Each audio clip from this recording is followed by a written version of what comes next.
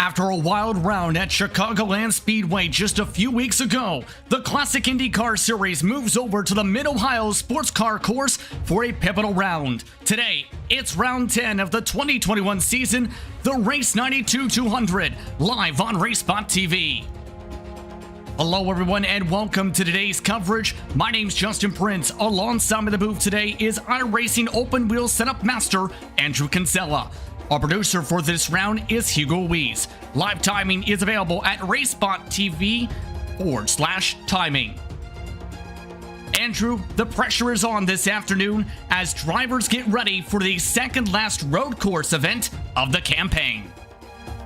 Absolutely, we're down to crunch time here in the Classic IndyCar Series at a classic track in Mid-Ohio. This undulating track is going to present a huge challenge to these drivers today. There's a lot of elevation change, a lot of off-camber corners, and if you're unaware or your setup is a little bit off today, you can find yourself spinning across the grass and potentially into the wall and out of the championship. It's going to be an intriguing round in turn amongst the two races here in the month of September. Let's take a look at your information for today as we go racing for 89 laps today. Pit window expect to be 33-34 laps. As well, keep in mind there is a time limit of 1 hour and 55 minutes. But this track is going to be intriguing to see how it all plays out. Back in 2019, it was a 15-second victory, and it took 1 hour and 43 minutes to complete in that time, Andrew. Yeah, I'm expecting this to be a knockdown, drag-out fight. We've got some really fast cars here today. And we also have a few cars that are going to be starting from the back of the grid, such as Philippe Lambert, Stefan Schlocker, and others. And it's going to be a very interesting day today. I think that we're in for a treat for a race. And it's going to be intriguing on how things play out in turn for the championship by the end of today, because Ethan Egan comes in today with the points lead, Andrew, over Lucas Laville. Joshua Chin and Andrew Wood are decent fair amount back, however, after they have not had some good luck the past couple rounds. Yeah, unfortunately, Josh had that incident on pit road where he ran out of fuel under caution at Chicagoland, and that's really put him out of this championship fight. Realistically speaking, I'd say this is a fight between Ethan Egan and Lucas Laville, and with two road courses left to go and only one oval, I'd say that Ethan Egan is on the front foot here, especially with that 23-point lead. But this is Classic IndyCar Series, and anything can happen. The races haven't been run yet, and I expect both Ethan and Lucas to be on point here today.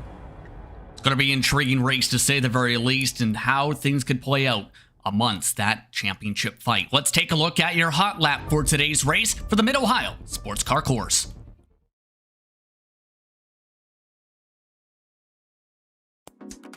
With only 3 rounds left in the Classic IndyCar Series, the championship fight rolls into Mid-Ohio for the Race92 200. IndyCar has raced at Mid-Ohio for the first time in 1980, and with the exception of a brief period where CART showed preference for Cleveland, it has been a staple on the American open wheel schedule since 1983.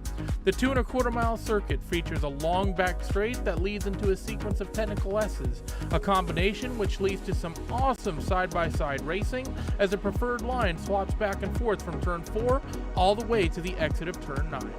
Mid-Ohio's other unique feature is its split timing lines. While laps start at the front straightaway, the race itself starts on the back straight, which means that for the initial jump, turn 4 is effectively turn 1, and it's not uncommon to see cars find the sand here after some scuffles for position. Let's take an onboard lap of this technical little circuit with Jamie Wilson.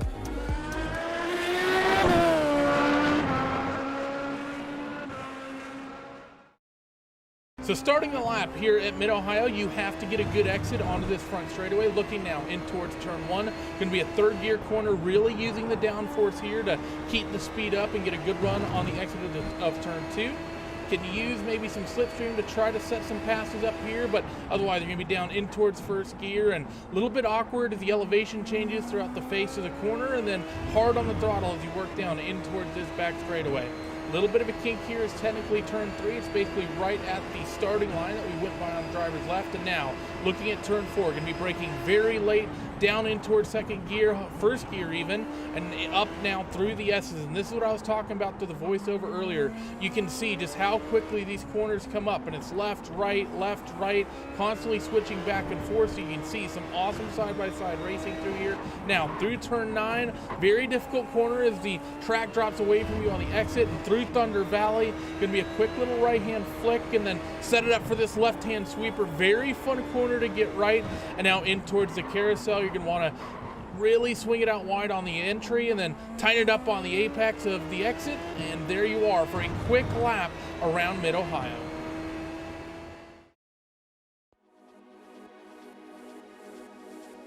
Fast, technical, and full of IndyCar history, few better venues exist as the 2021 championship begins to reach its finale.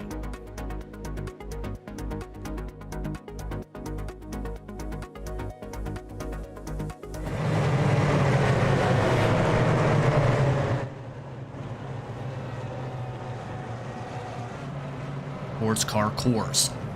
Now, days after the Chicagoland race, drivers from the Classic IndyCar Series were informed of the passing of one of their competitors, James Rod Carpenter, who made several starts this season in the series, died on September 8th.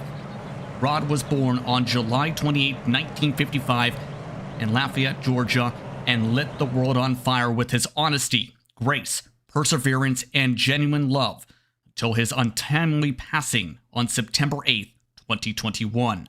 Rod attributed his success to one basic philosophy: to approach each endeavor caring about people first. He lived 1,000 years in the 66 calendar years we had with him because he attacked life. He grabbed it by the tire, kissed it, and threw it back on the racetrack. Racing cars was one of Jim's biggest passions. From 1989 to 1990, Jim was an avid dirt track racer and was so accomplished he was at one time sponsored by Coca-Cola. Not only did he race with strategy to win, he also developed a method to crash strategically if he knew a crash was inevitable. He would angle the car in a way to only damage parts he knew he could afford. He was always thinking. Rod will be extremely missed by his family and all who knew him. Though there is no doubt, he's already racing cars, writing books, and watching over his loved ones. Robert Groscher will be driving Carpenter's 28 car for this event. Rod Carpenter was 66.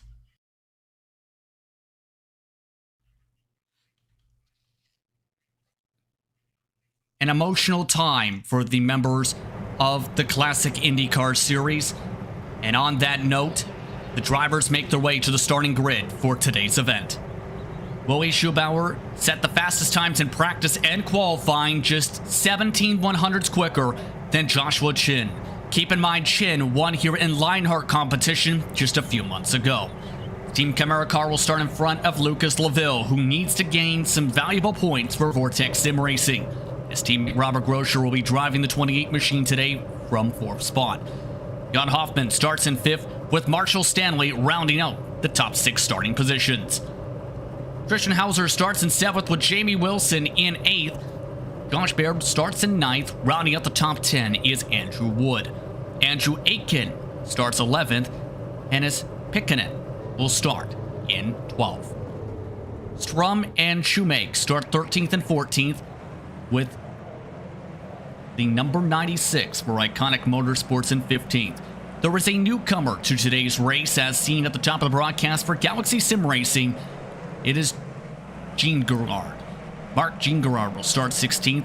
Here's the look at the rest of the grid. As mentioned at the top of the broadcast, 4 drivers will start at the back of the grid. Now keep in mind, as the pace car is off, drivers have been told the starting line for today's race will be in its natural position, exiting turn 3, that's just after the keyhole. And on that note, what will be the keys to victory today if you want to win at Mid-Ohio, Andrew? I think key number 1 is just surviving these first few laps. There's going to be a lot of chaos in the first bit, especially for guys like Ethan Egan, who has that rear of the grid penalty. He's going to need to pick his way through the carnage a little bit here, and then just settle down into a rhythm. This is a very technical, very rhythm-friendly track.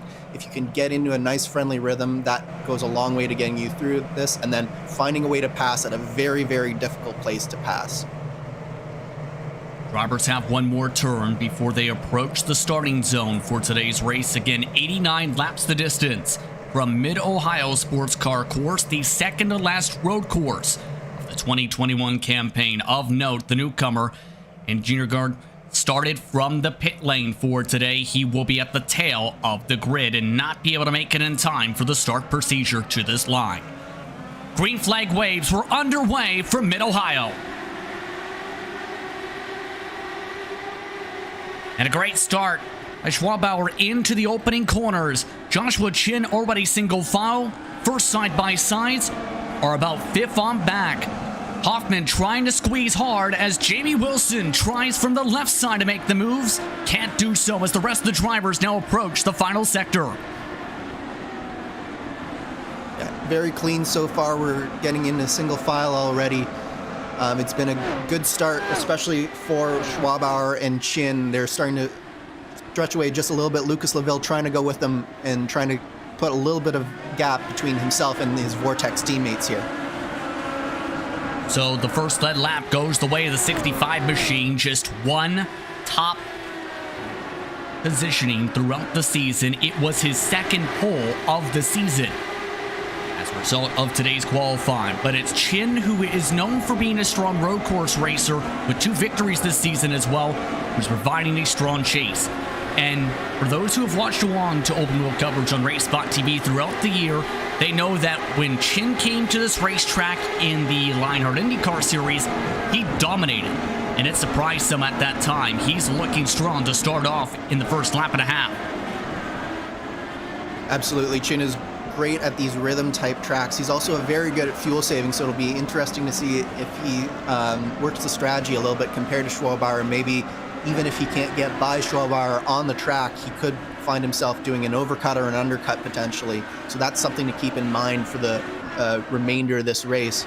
But I definitely agree with you, Justin. Chin is a master of this place, and Schwabauer, we've seen, is no slouch after we saw his dramatic drive through the field at Sonoma, where he had an end-of-grid penalty himself and put himself into the top 5. He's showing that he's very, very strong on these road courses and able to match Chin lap for lap. One driver has gone around in the carousel. Don Day has just gotten back going after losing several positions. He had been in the mid-pack before that situation. There is a look at Don Day as he lets by an additional car. That is Gingerard, who had started from the pit lane.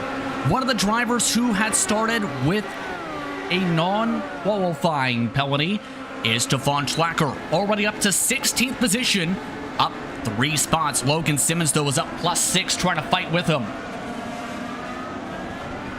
Very tight through there. That's your one sort of real good opportunity to pass is into that China Beach section. So you in really trouble. Stefan has collided with a car. He's collided with Ethan Egan. Ethan Egan, the points leader, hit the back end of Stefan Schlacker coming out of China Beach. And that is disastrous for Ethan Egan. This is just what he couldn't afford to do, is get into these battles and into these incidents early. He really needed to have patience, and it looks like Stefan just got a little bit loose coming over the crest there, and Ethan had really nowhere to go. And unfortunately, that's cost him about 3 or 4 seconds. I think that he's gotten away with it for the most part. He might have a little bit of front wing damage, but that is repairable. But really tough early on in this race for Ethan Egan. The left front wing is pretty crumpled up as a result of that contact. Here's something to consider, though, Andrew. For those who follow along the series, they know there are strict guidelines when it comes to the incident points, 29 on the ovals. There are 3 trigger points for getting a drive-through penalty for today, with it being on the road course. 14, 19, 24. You reach that 29, you're done for the day. There is not a lot of wiggle room to go off circuit or make contact with the risk of having to lose even more time at the drive-through. Absolutely. And so now Ethan's got to be a little bit patient and a little bit careful here. Stefan clearly does not want to let him by, so Ethan is going to have to find a way by, but at the same time, he's going to have to be very careful not to put a wheel wrong, either in passing Stefan or as they go through this race.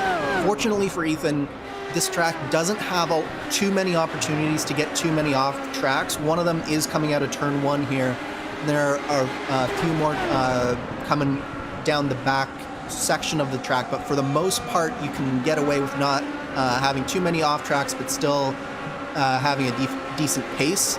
So that is one good thing, but it is definitely something that Ethan's already got to be thinking about, that I'm sure he doesn't want to be thinking about right now. As we see a move right now, here he comes on Stefan Schlacker, and he makes the pass just fine. And let's see if Ethan Egan can start reeling back in some of that time that he's lost. The downside is the next pack 5 seconds ahead. The bright side, he might get some help to pass a car. Logan Simmons has just had an incident.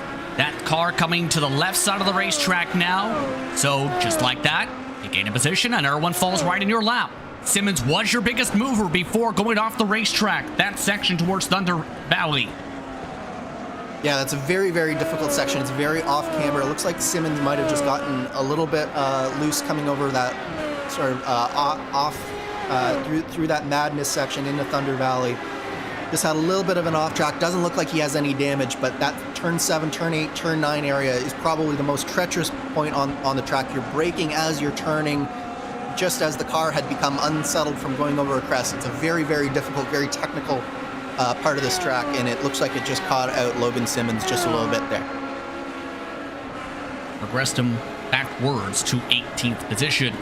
As a result of the situation, things are getting intriguing though. Around 11th on Ford, it's worth noting, as well as for some of the others just up the road. This is the car we were talking about, the special paint scheme today. Result of the passing of Rod Carpenter. This is the exact paint scheme, livery, and number being ran by Robert Groscher today. Groscher has already driven this car to 4th position. A strong start for Robert in this event today with that special paint scheme. Yeah, absolutely. And I've been a part of a league where we've lost a member before, and a lot of people will say that it's just internet racing and you've never necessarily met these people in real life, but I can tell you from experience that these types of losses are not any less emotional for the people involved. Whether you get to know someone online or in person, there's a real connection that happens. So it's a lovely tribute from Robert, and he's giving the paint scheme here a really good showing, and hopefully it continues. It's been just now. Marshall Stanley has gone around, and oh no, he's beached. Yeah, that car's not going anywhere, and he does have to tow it. There are very few... Go ahead, Justin. I was going to say, I've never seen that here before. Yeah, there are very few opportunities where he can do that, and it looks like he's found the one, and it's just when the car gets beached on the bottom. This car, unlike the IR18, has a very flat bottom, and it actually bows down a little bit in the center, so it becomes much easier to beach than modern day Indy cars. And yeah, it's just that one curb there. You see the yellow portion is actually just slightly lower than the grass on the other side, and it just beached his car, wheels spinning in the air, nothing he can do, and his only option is to tow it back to pit lane. Marshall Stanley entered today 8th in the point standings. That would be a massive tumble potentially for him after today, with a long tow that will lose him at least a lap. Looking at some of these other cars continue their fights meanwhile. This is currently the battle for 10th position, and this is around that spot where it's been pretty busy in this particular grouping, because Josh Barrett had fallen behind Randy Shoemake. He's now past Randy Shoemake, is now trying to pull away from Randy Shoemake.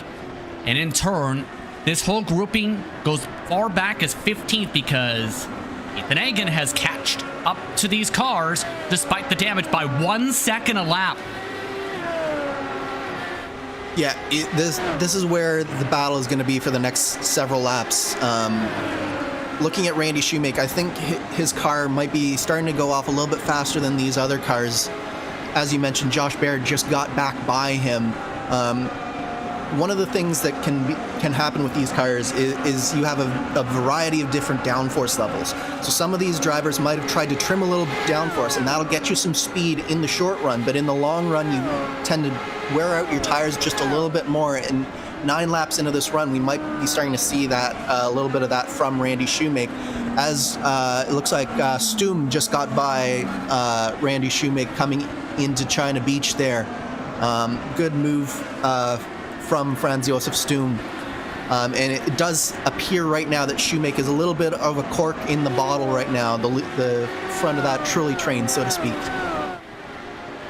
Stum tries to break off and away. For reference, Baird has already gained 2 seconds on this pack in a lap and a half.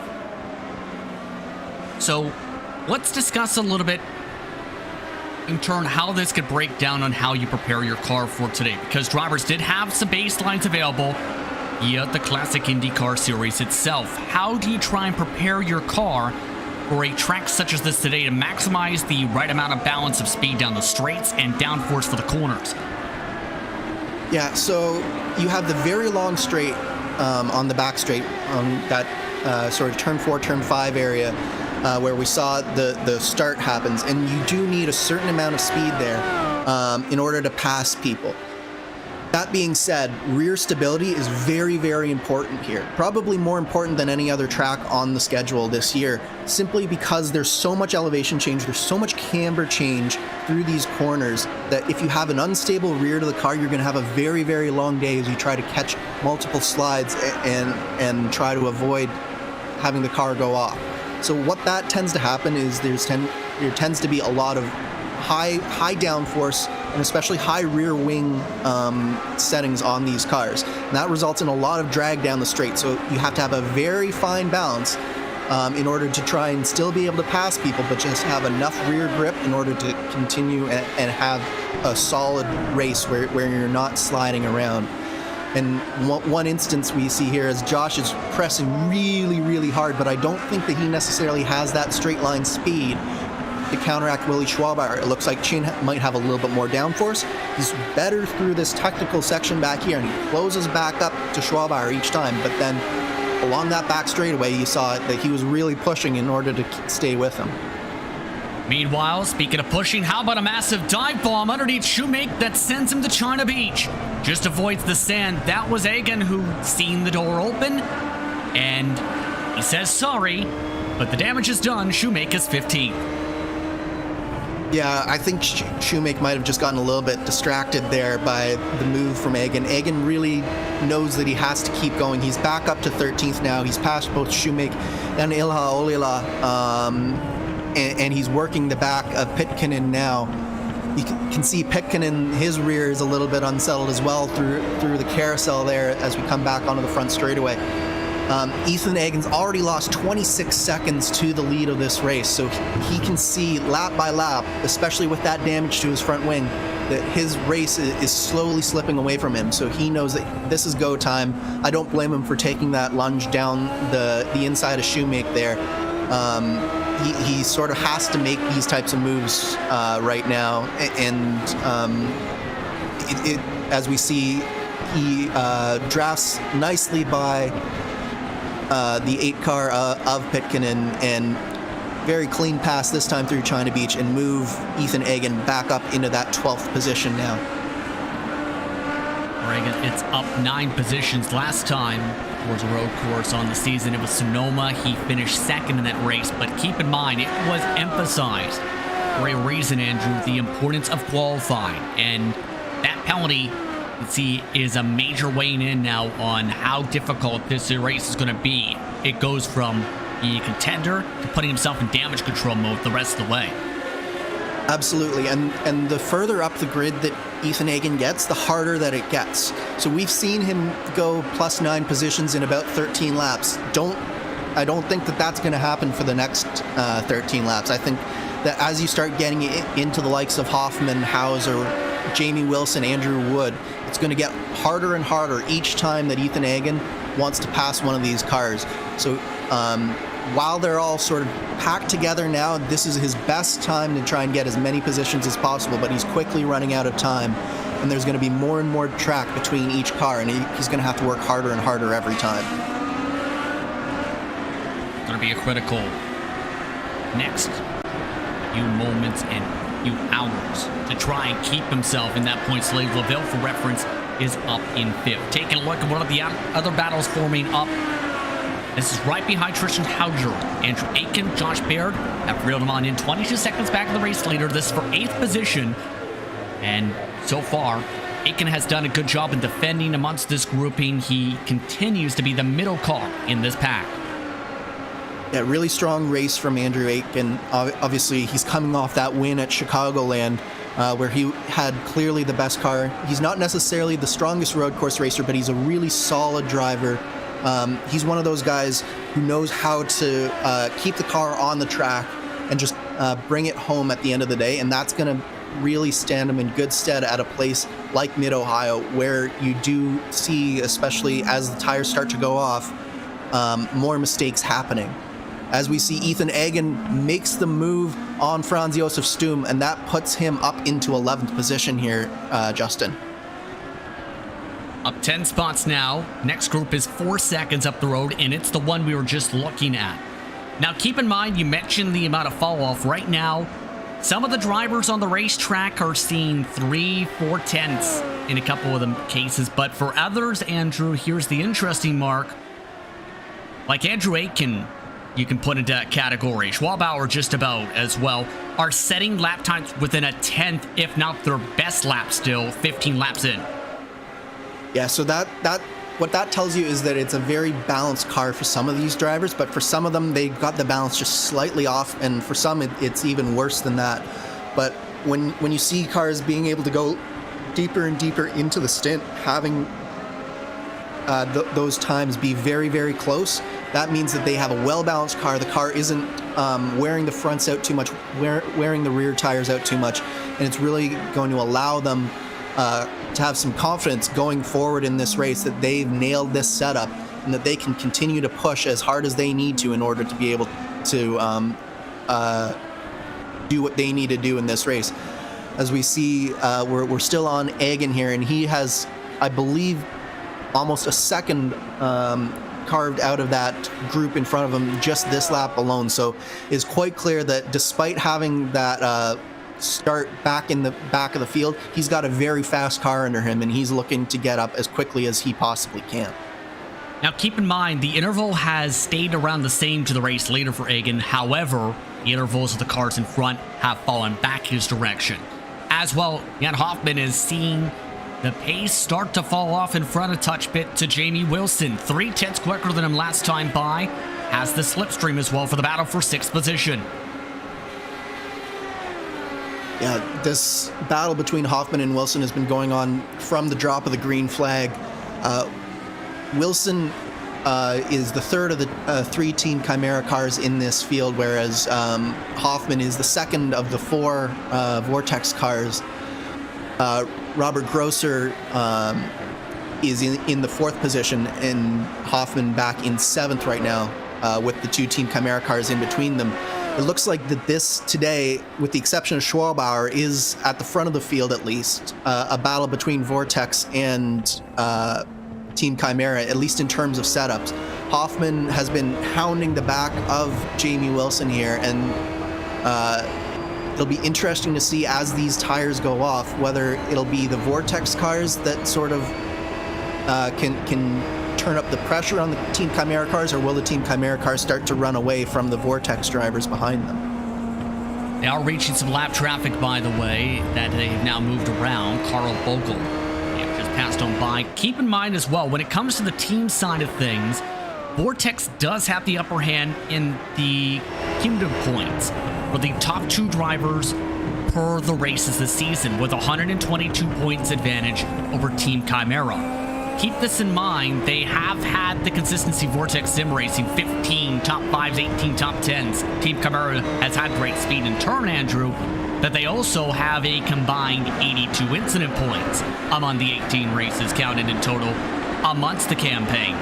That again combines the top 2 results from the 9 respective previous races. Yeah, Team Chimera's season has not gone, I think, according to how they would want it to go. They've always looked fast. Pretty much every race they've looked fast, but it like you said, Justin, it's one of those things where in order to finish first you must finish, and too often Chimera have been making mistakes, often of their own making. An excellent example of that is that running out of fuel for Josh Chin at Chicagoland. That was entirely his doing. He was on pit lane, ready to come down, ready for a pit stop. The yellow comes out. He decides, even though he had the opportunity to make a pit stop, he decides to go around again to try to avoid losing a lap instead of taking the wave around, and then he just runs it out of fuel. Oh, as we see, Andrew Egan makes a rare mistake, and he is around in that Aero X car, just coming out of China Beach, yeah. Out of China Beach, yeah. That is out of China Beach. And there was actually a car already spun where we see Andrew Egan also losing theirs. So you can see that as this run is going on, those rear tires are starting to go away for some of these drivers. So if anyone has that, and look at how early in that corner Don Day actually lost that car. So he has a very loose race car. If I were him, I'd be looking at possibly adding some rear wing or changing the balance up on that car, maybe with some in-car adjustments, if possible, just to figure out a way to get that car a little bit more balanced, because that was very, very early in that corner. So Don Day, in turn, because of that spin, has put his car on the tow truck. We'll see if he elects to come back onto the racetrack itself after that spin drops him to 22nd position currently on the circuit. You can see a lot of the traffic management is coming into play in turn for a lot of these groupings. You have some of the cars who have spun mixed in with some of the mid-pack runners. The race leaders, in turn, are reeling in the back end of those who have not had incidents. Traffic management, your thoughts on how you would play that out today with this circuit, as there are a couple decent spots. It's a decent track width, but it's also a circuit where you don't necessarily want to get stuck behind the traffic, you'd have to think. Patience is so important in a situation like this, Justin, especially when you have people regularly doing these sort of half spins, losing the rear end. Anything can happen. So what you need to make sure for yourself is, number one, you don't put yourself in a compromising situation. That's your number one priority when you're dealing with this traffic. It's so tempting, especially where we have these limited passing zones, to try and just chuck it up the inside and hope that it sticks, but that is a recipe for disaster in the long run. If you can keep your nose clean and you can stay patient, even though you might be stuck behind someone for a few laps extra, what's going to happen is you're likely going to get by them. They're going to make a mistake at some point, and you're also going to benefit from other drivers in front of you making mistakes. So keeping that nice consistent pace, that patience in dealing with this traffic, that's going to be key for all of these drivers today. Speaking of which, if you go towards the race leaders, it's Traffic Mania for said race leader, because worth noting that the 42 machine just lost Joshua Chin 2/10 coming off the corner. You can see also how busy on screen the fighting is for this 11th position on back still. Still trying to battle with Aiken and Logan Simmons right on behind, still down the front straightaway this time as they make their way into the first corners and towards the keyhole. And keep in mind, we are approaching the first pit stop window of the race today. Fuel was estimated to be 33, 34 laps, depending on how the temperatures fared out, as discussed before today's event. And when you break it down simply, it's mainly going to come down in part to a two-stopper based on the fuel numbers, correct? It'll be a two-stop race, but the interesting part will be when those two stops happen. It's a very comfortable two-stop, as you mentioned, 33, 34 laps.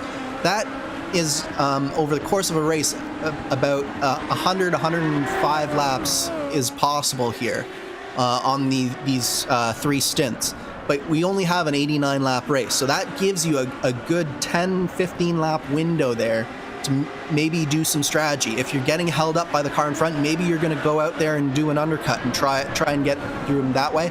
or you could be trying to save fuel and do an overcut if you think that your pace at the end of the stint is going to be better than the pace on cold tires.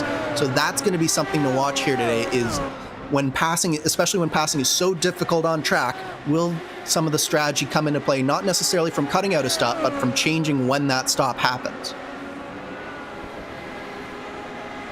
It's going to be intriguing on how that all plays out in turns. We see how things have fared out. Hoffman has found a way around Jamie Wilson since the last time he checked in with these cars. They are still running 1:08.7s and 8s at the moment, within a tenth of their fastest lap times. And in turn, it was discussed how the overcut and undercut's going to be powerful in turn. You mentioned it a little bit on how today could fare out for some of these strategies to try and break away from these groups. Yeah, it's all about creating a little bit of separation. So one of the things that you also have to keep in mind with those overcuts and undercuts is what the traffic is doing.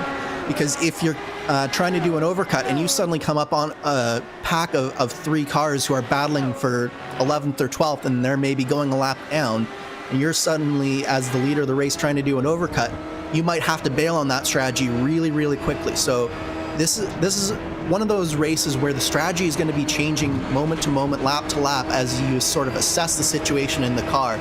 And there are going to, I think, going to be a lot of interesting strategy calls today as these drivers try to find just that little bit of advantage. And if they can't find it on the track, then maybe they can find it in pit lane.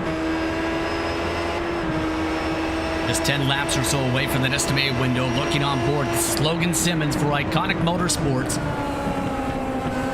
The amount of speed carried around this track, very significant to say the very least. Simmons looks like he's got the decent pace. It's just a matter of finding the opportunity to pass both these orange cars. Yeah, Simmons had that little bit of an incident early on in the race, and he's been trying to get back into the fight ever since. And it does look like he's a little bit faster than those 2 Aero X cars in front of him.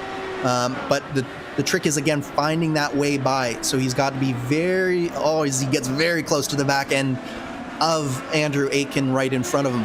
The trick for Logan Simmons, Justin, is he's got to stay really, really close through this section of the track here, through turn 1. It's a very difficult thing to do as we see him push wide. It's very aero dependent there. And then the next thing he's got to do is got to get a very good run out of this corner here, the keyhole.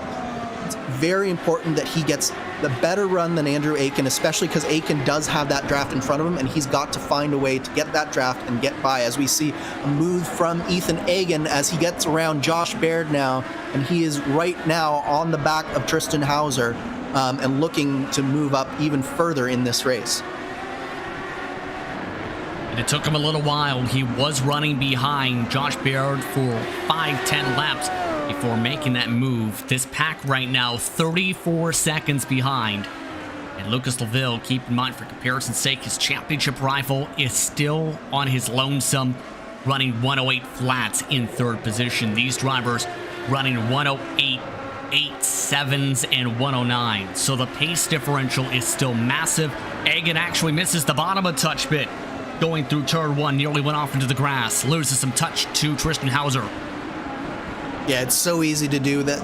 When you're coming under the bridge there going into turn 1, you're basically aiming for a point that you can't quite see. It's a little bit of a blind apex there.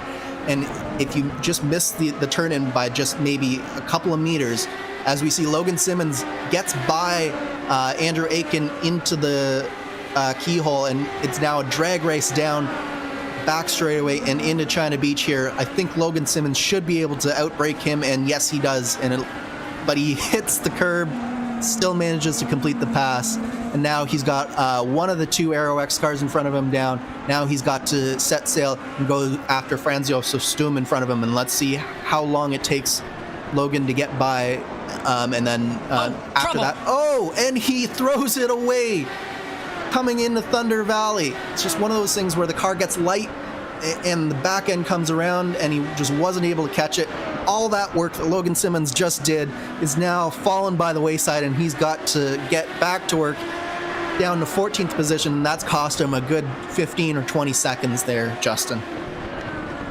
Logan Simmons just does not have too much luck today. His 2nd spin of the race, now back to 14th position. And as a result, as you talked about, that grouping is gone by 15 seconds. Meanwhile, up the road, Tristan Hauser, Ethan Egan, side by side. Egan trying to get the move completed. Along that right side, trying to keep it still near side by side, and does, heading off through the S's. Egan gets some clearance, gets clear fully, off and away he goes, move him back inside the top 8. That was some great racing from the both of them.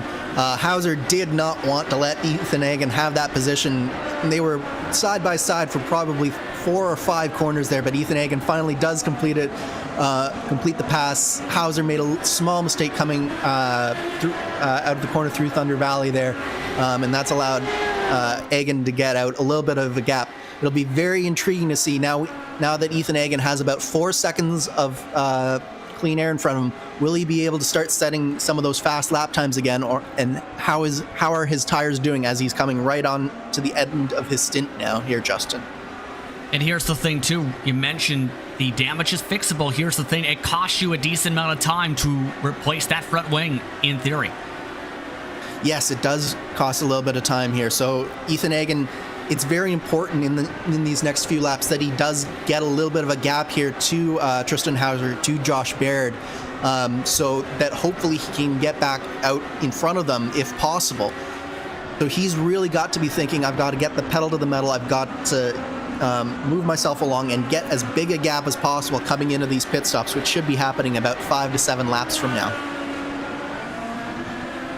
Keep in mind, you see on the intervals, the race lead is getting interesting. Joshua Chin at this moment is peeking to the outside.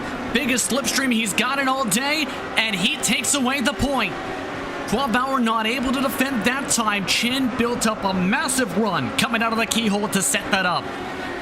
What a move from Josh Chin there. Willie Schwabauer, you mentioned he couldn't defend. He tried to defend. He tried to take the inside line away. And Josh said, you can have that inside line. I will take the outside line or go around the long way. And what a move from Josh Chin there. Excellent racing from the both of them. Look at how deep and how much speed Chin carried through that corner. And he's going to start running away from Willie Schwabauer right now that he has some clean air. Last time by, he was 1.2 seconds quicker. That's how big the margin is. And this might have been the smartest time to do this because they have 15th, 16th, 14th just up the road as well. So getting the move done before the pit stops, before they reach that traffic, critical. Keep in mind, the main thing too and all that too was Joshua Chin sent it in hard on the brakes for 2 consecutive corners and made it stick. Yeah, Josh definitely has his car working really well at this late stage of the stint here. He's got a very well-balanced car, and it seems like that extra downforce that I suspect that he's running compared to Willie Schwabauer, this is when it really pays off, is in these last few laps of the stint, because his tires are just that little bit better than Willie Schwabauer's, and he's just that little bit more secure on these corner exits, and it's allowing him to carry more speed. As we see that the lap car in front of them has actually come into the pits. That Pitkanen is, I believe, our first regularly scheduled pit stop. Second regularly scheduled pit stop here for this first window. As we saw, Schwabauer actually got a little bit over top of the curbing in turn 1, and Josh is locking up the wheels a little bit through the keyhole. So these two are still pushing 10 tenths right now. Willie's trying to do everything he can to stay with Josh, and Josh is doing everything he can to try and get that gap out just that little bit. Schwabauer seems to be falling off indeed, especially through the keyhole. That's been the most damaging section time-wise for him. Now loses a ton more time. Corner exit going through the S's this time. Interval is now 1.3 seconds. Fall off non-existent if you're Joshua Chin. He set his fastest lap of the race last time by with a 1:07.8. So the saving definitely came into fruition there. By the way, as talked about, Pitkanen came in, but also Andrew Egan did a lap before that as well. So a few drivers did elect to pit a little bit early by 4 or 5 laps, shockingly enough. It's going to be interesting how that strategy turns out for them in turn.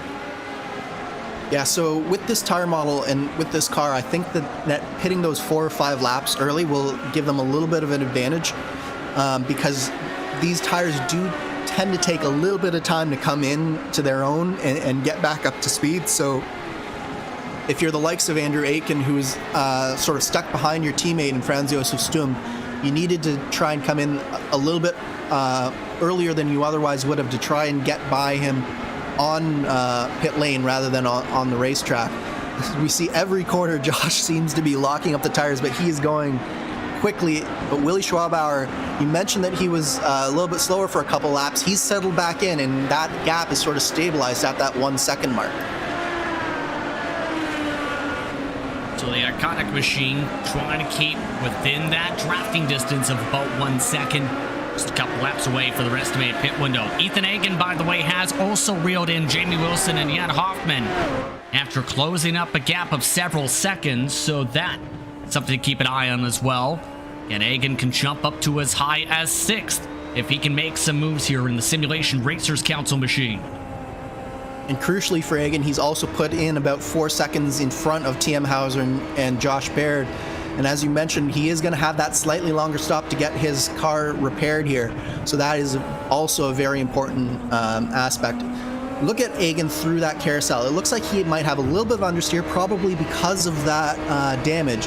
But you could contrast how his car is behaving compared to that car of Jan Hoffman in front of him. Hoffman was very loose, really twitchy through that last bit of that corner.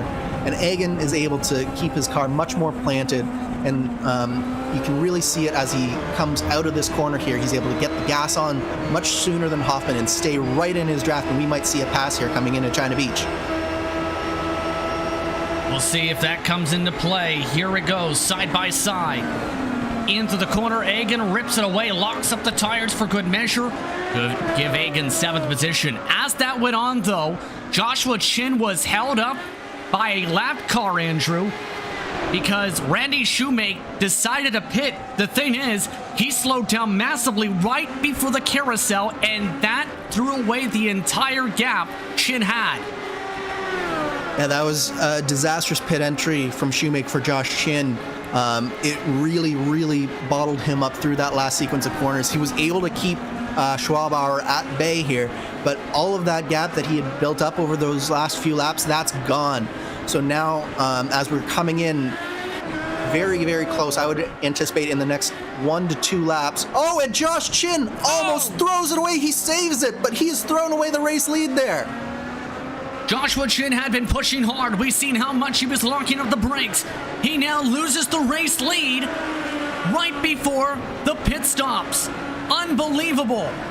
Will Chin come in as a result of that? Yes. Chin comes in on lap 33, and he nearly crashes it again. Oh my goodness. I'm almost speechless here, Justin. That was one lap where Josh nearly threw away 34 laps of work. Josh is sometimes, he'll do this. He'll do really well for a long time, and then when something happens and he gets flustered, he starts getting a little bit too much red mist, and he makes mistakes like we saw in pit entry there. I think what happened over on the back half of the track was Josh just got a little bit light coming over that crest down through Madness, down through the S's here, and it just pitched the rear end of the car open a little bit. He corrected, and he was able to save it, but then those rear tires, they're just scalding hot coming into the pits, and so as he then comes through here, through the carousel and onto pit lane, his tires are still very hot in the back, and he locks up again and nearly gets into that pit wall on the entrance to pit road. And he took a pour cone with him. No penalty, though, for hitting that commitment cone. At a lot of our tracks, that could have been an unsafe pit entry. But instead, Chin keeps on going. We'll have to see how it cycles around for him now as a result of that disastrous sequence, all while the clouds start coming over top the racetrack. The weather conditions, by the way, are very cool at the moment. The in-sim time is approaching 3 p.m. at the race facility. 92 degrees Fahrenheit track temp, 80 degrees air temp, so fairly chilly, and that could drop due to the big cloud that's over top the facility. Yeah, and these drivers will definitely be hoping that the track temp does come down a little bit further. It will make these runs, especially how long these fuel runs are in this car, it'll make it just that little bit easier for some of the drivers who maybe haven't quite hit on the balance of these setups. So having said that, let's go to Ethan Egan here in 7th place. He's right on the back of Jamie Wilson, and he might be looking to chuck it down here into China Beach and get one more position before those pit stops happen. Schwabauer did come on in. That was starting lap 36, ending lap 35, so he stretched an additional lap even, Andrew, in the estimated window. Robert Groscher was able to do the same. Rest of the drivers expected to be around that mark this time by. See how that plays out for our respective competitors here as Schwabauer takes the service. And for Schwabauer, it's a 10.3 on the stopwatch. Chin going to be close to him on the pit exit. How about just about right beside him? How about trying to pass him off through the keyhole? Side by side for the race lead. Chin drifts it around to try and take the point. Yeah, and all of that was Josh Chin had the tire temperature to make that happen. You saw even then he was still a little bit loose coming through the keyhole, but those 2 laps difference in tires, that allowed Josh to bring those tires up to temp, and that allowed him to get by Willie Schwabauer. Schwabauer didn't have the best in-lap there, didn't have the best time on pit road, so those 2 things, even as we saw all the drama that happened to Josh Chin on his way into the pits, it didn't cost him anything, and he is back out in front of Willie Schwabauer for the net lead of this race. Lucas Laville has also come on in. He stretched it to 36 laps.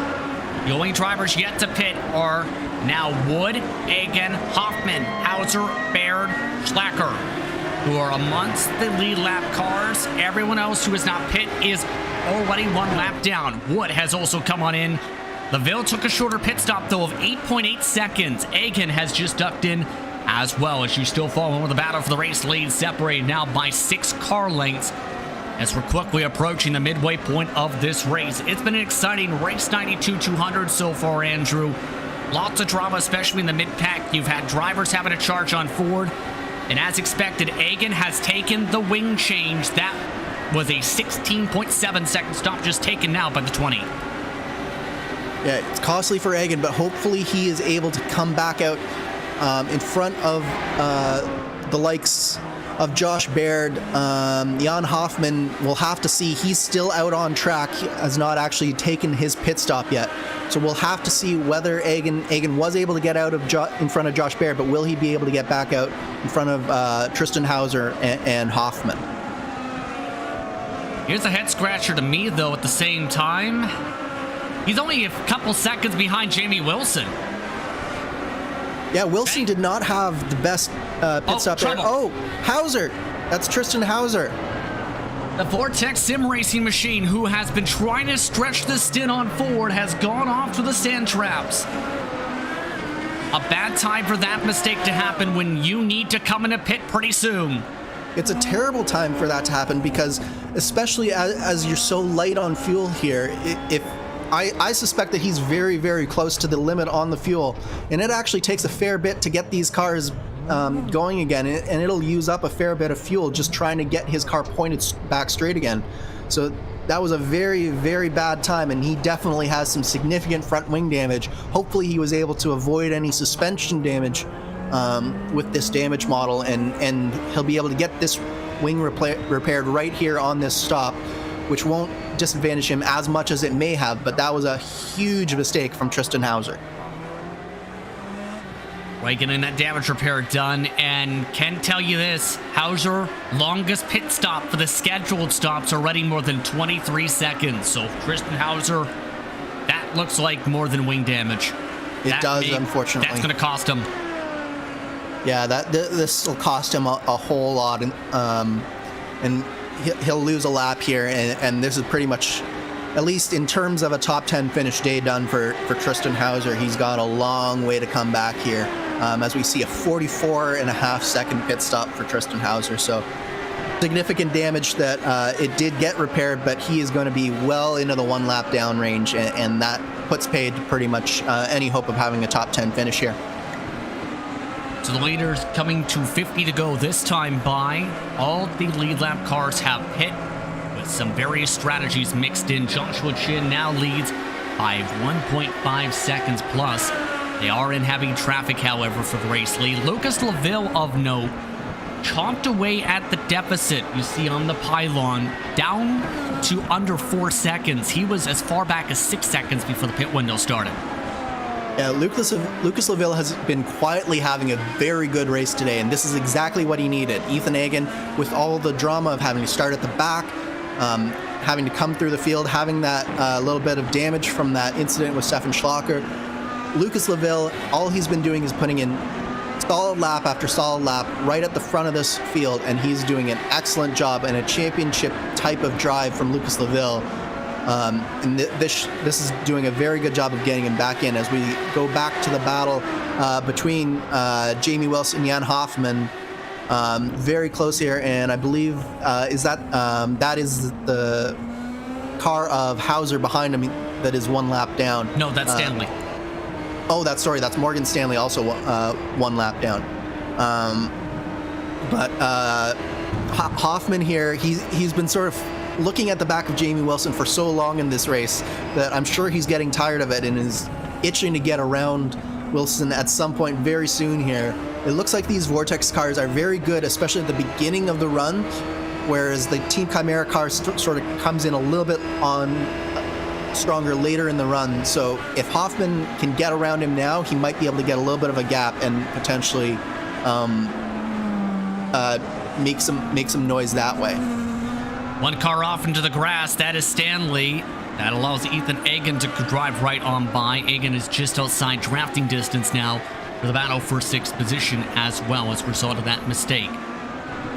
One driver is out of the race, just one so far. For those tuning in for the first time for the Race92 200, that is currently Don Day.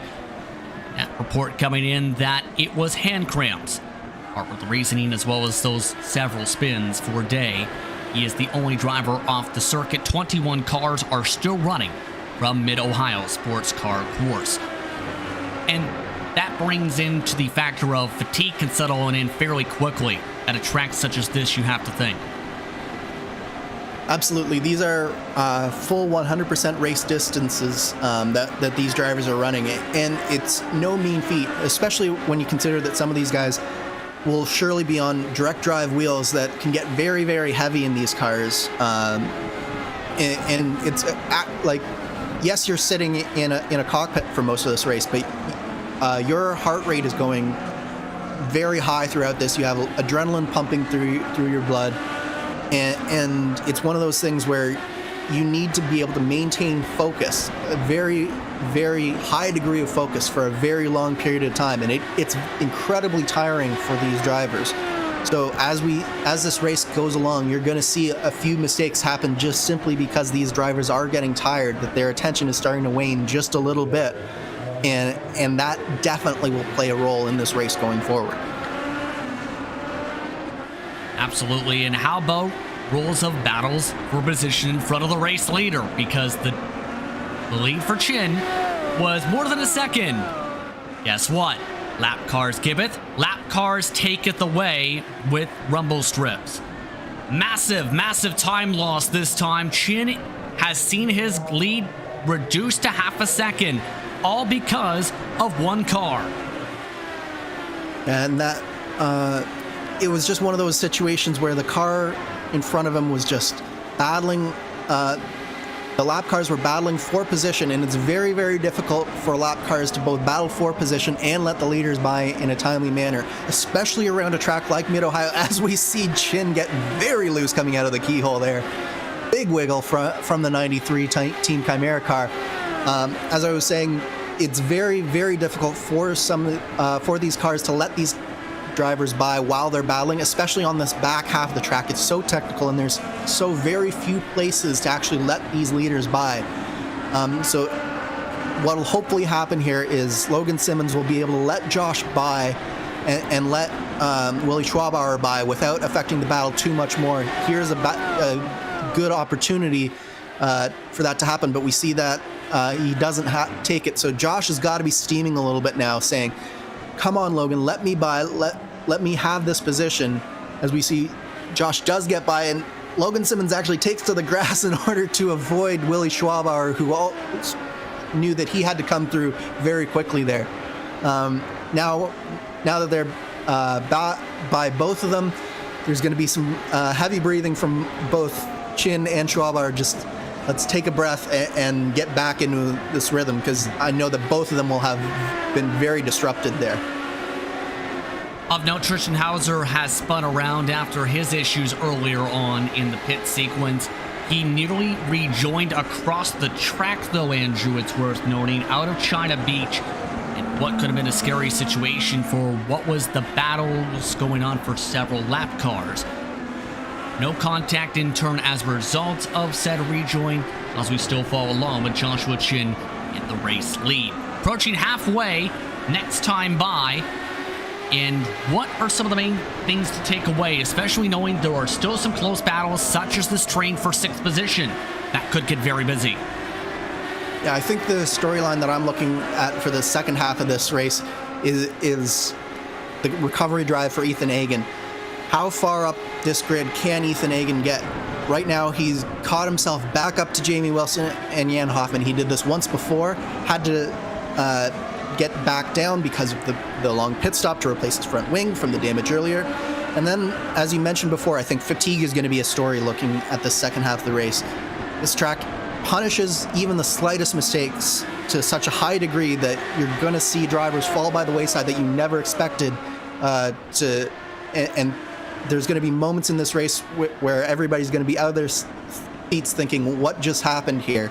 And then I think that the final thing to look for is just looking at that battle for the win.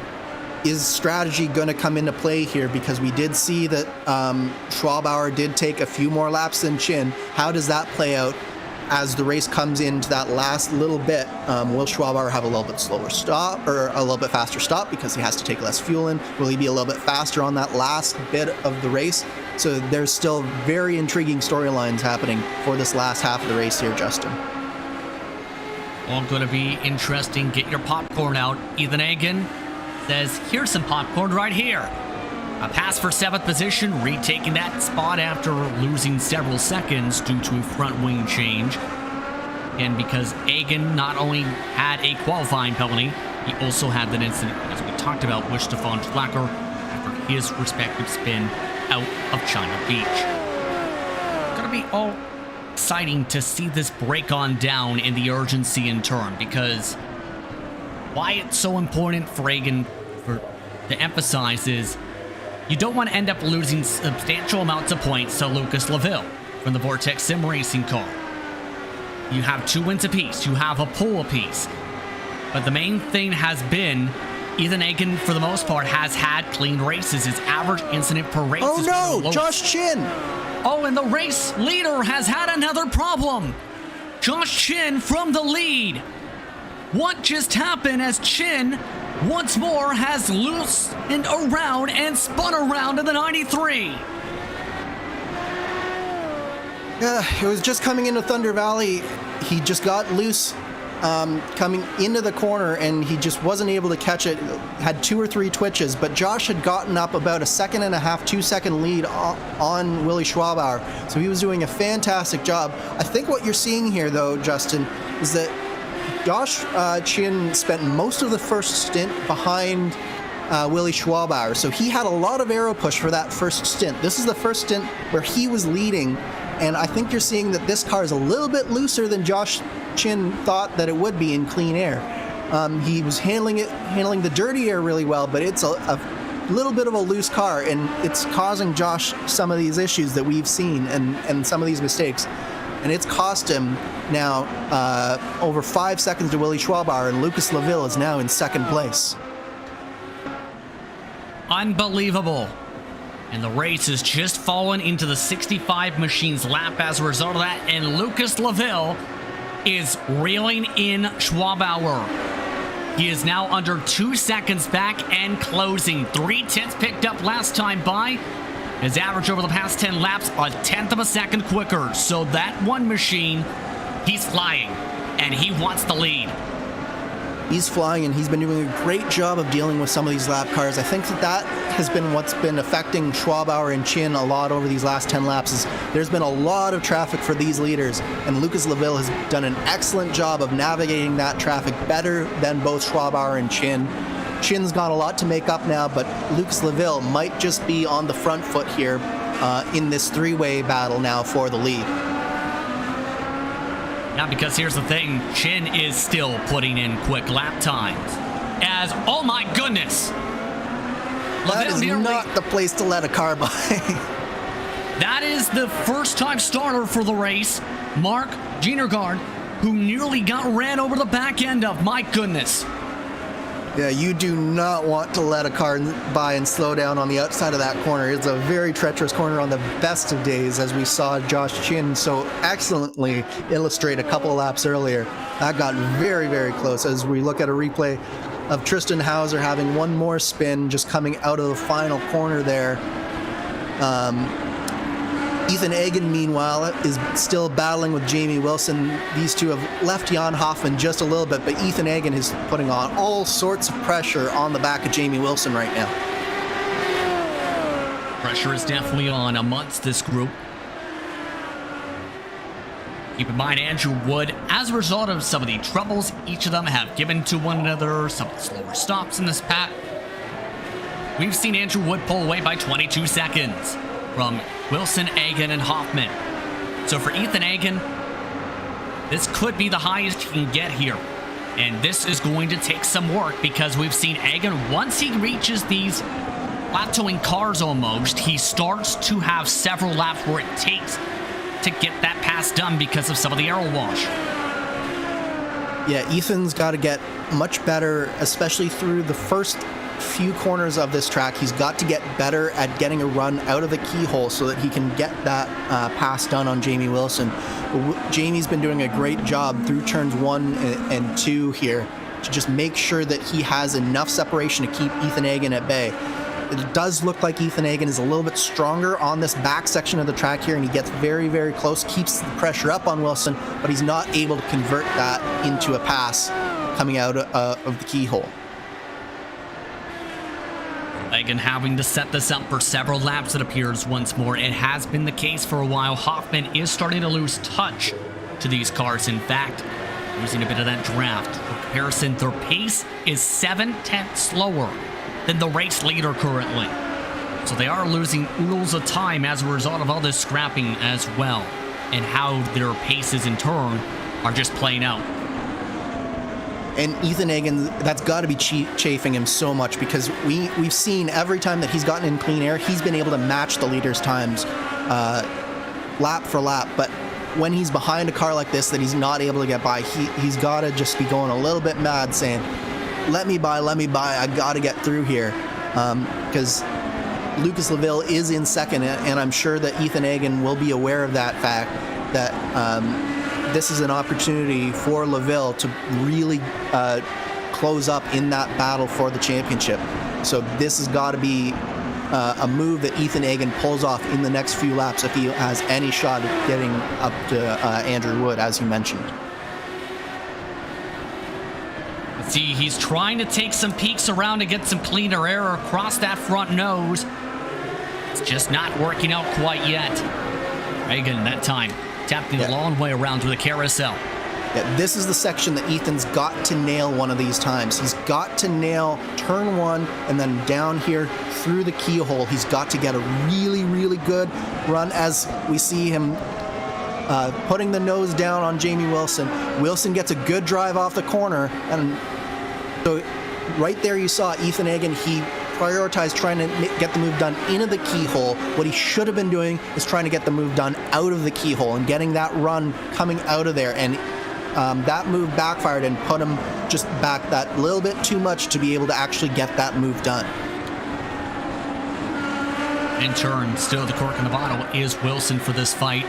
And approaching the green light to make it on fuel the next couple laps, keep in mind, so drivers do have that window opening up for those on different cycles or for some of the undercuts as well. So that could be something to think about if drivers elect to mix up that strategy window. And if I'm Ethan Egan, I got to be thinking about that. I'm losing so much time behind Jamie Wilson that I know that I could be going faster than this. If he doesn't get past Jamie Wilson in these next 3, maybe 4 laps, if I'm Ethan Egan, I gotta be thinking I'm gonna take a gamble here and potentially do a little bit of an undercut and just hope that I get some clean air running in that allows me to close back up on and leapfrog them through this next pit cycle here. Take an air peak, take an air lunge. And again, the lunge fails to gain some ground. They do have some lap traffic ahead in turn for them to think about. And that would be Saunders, who is having a rough time in that 47 machine, who is just up the racetrack from these race lead battle cars for 6th position.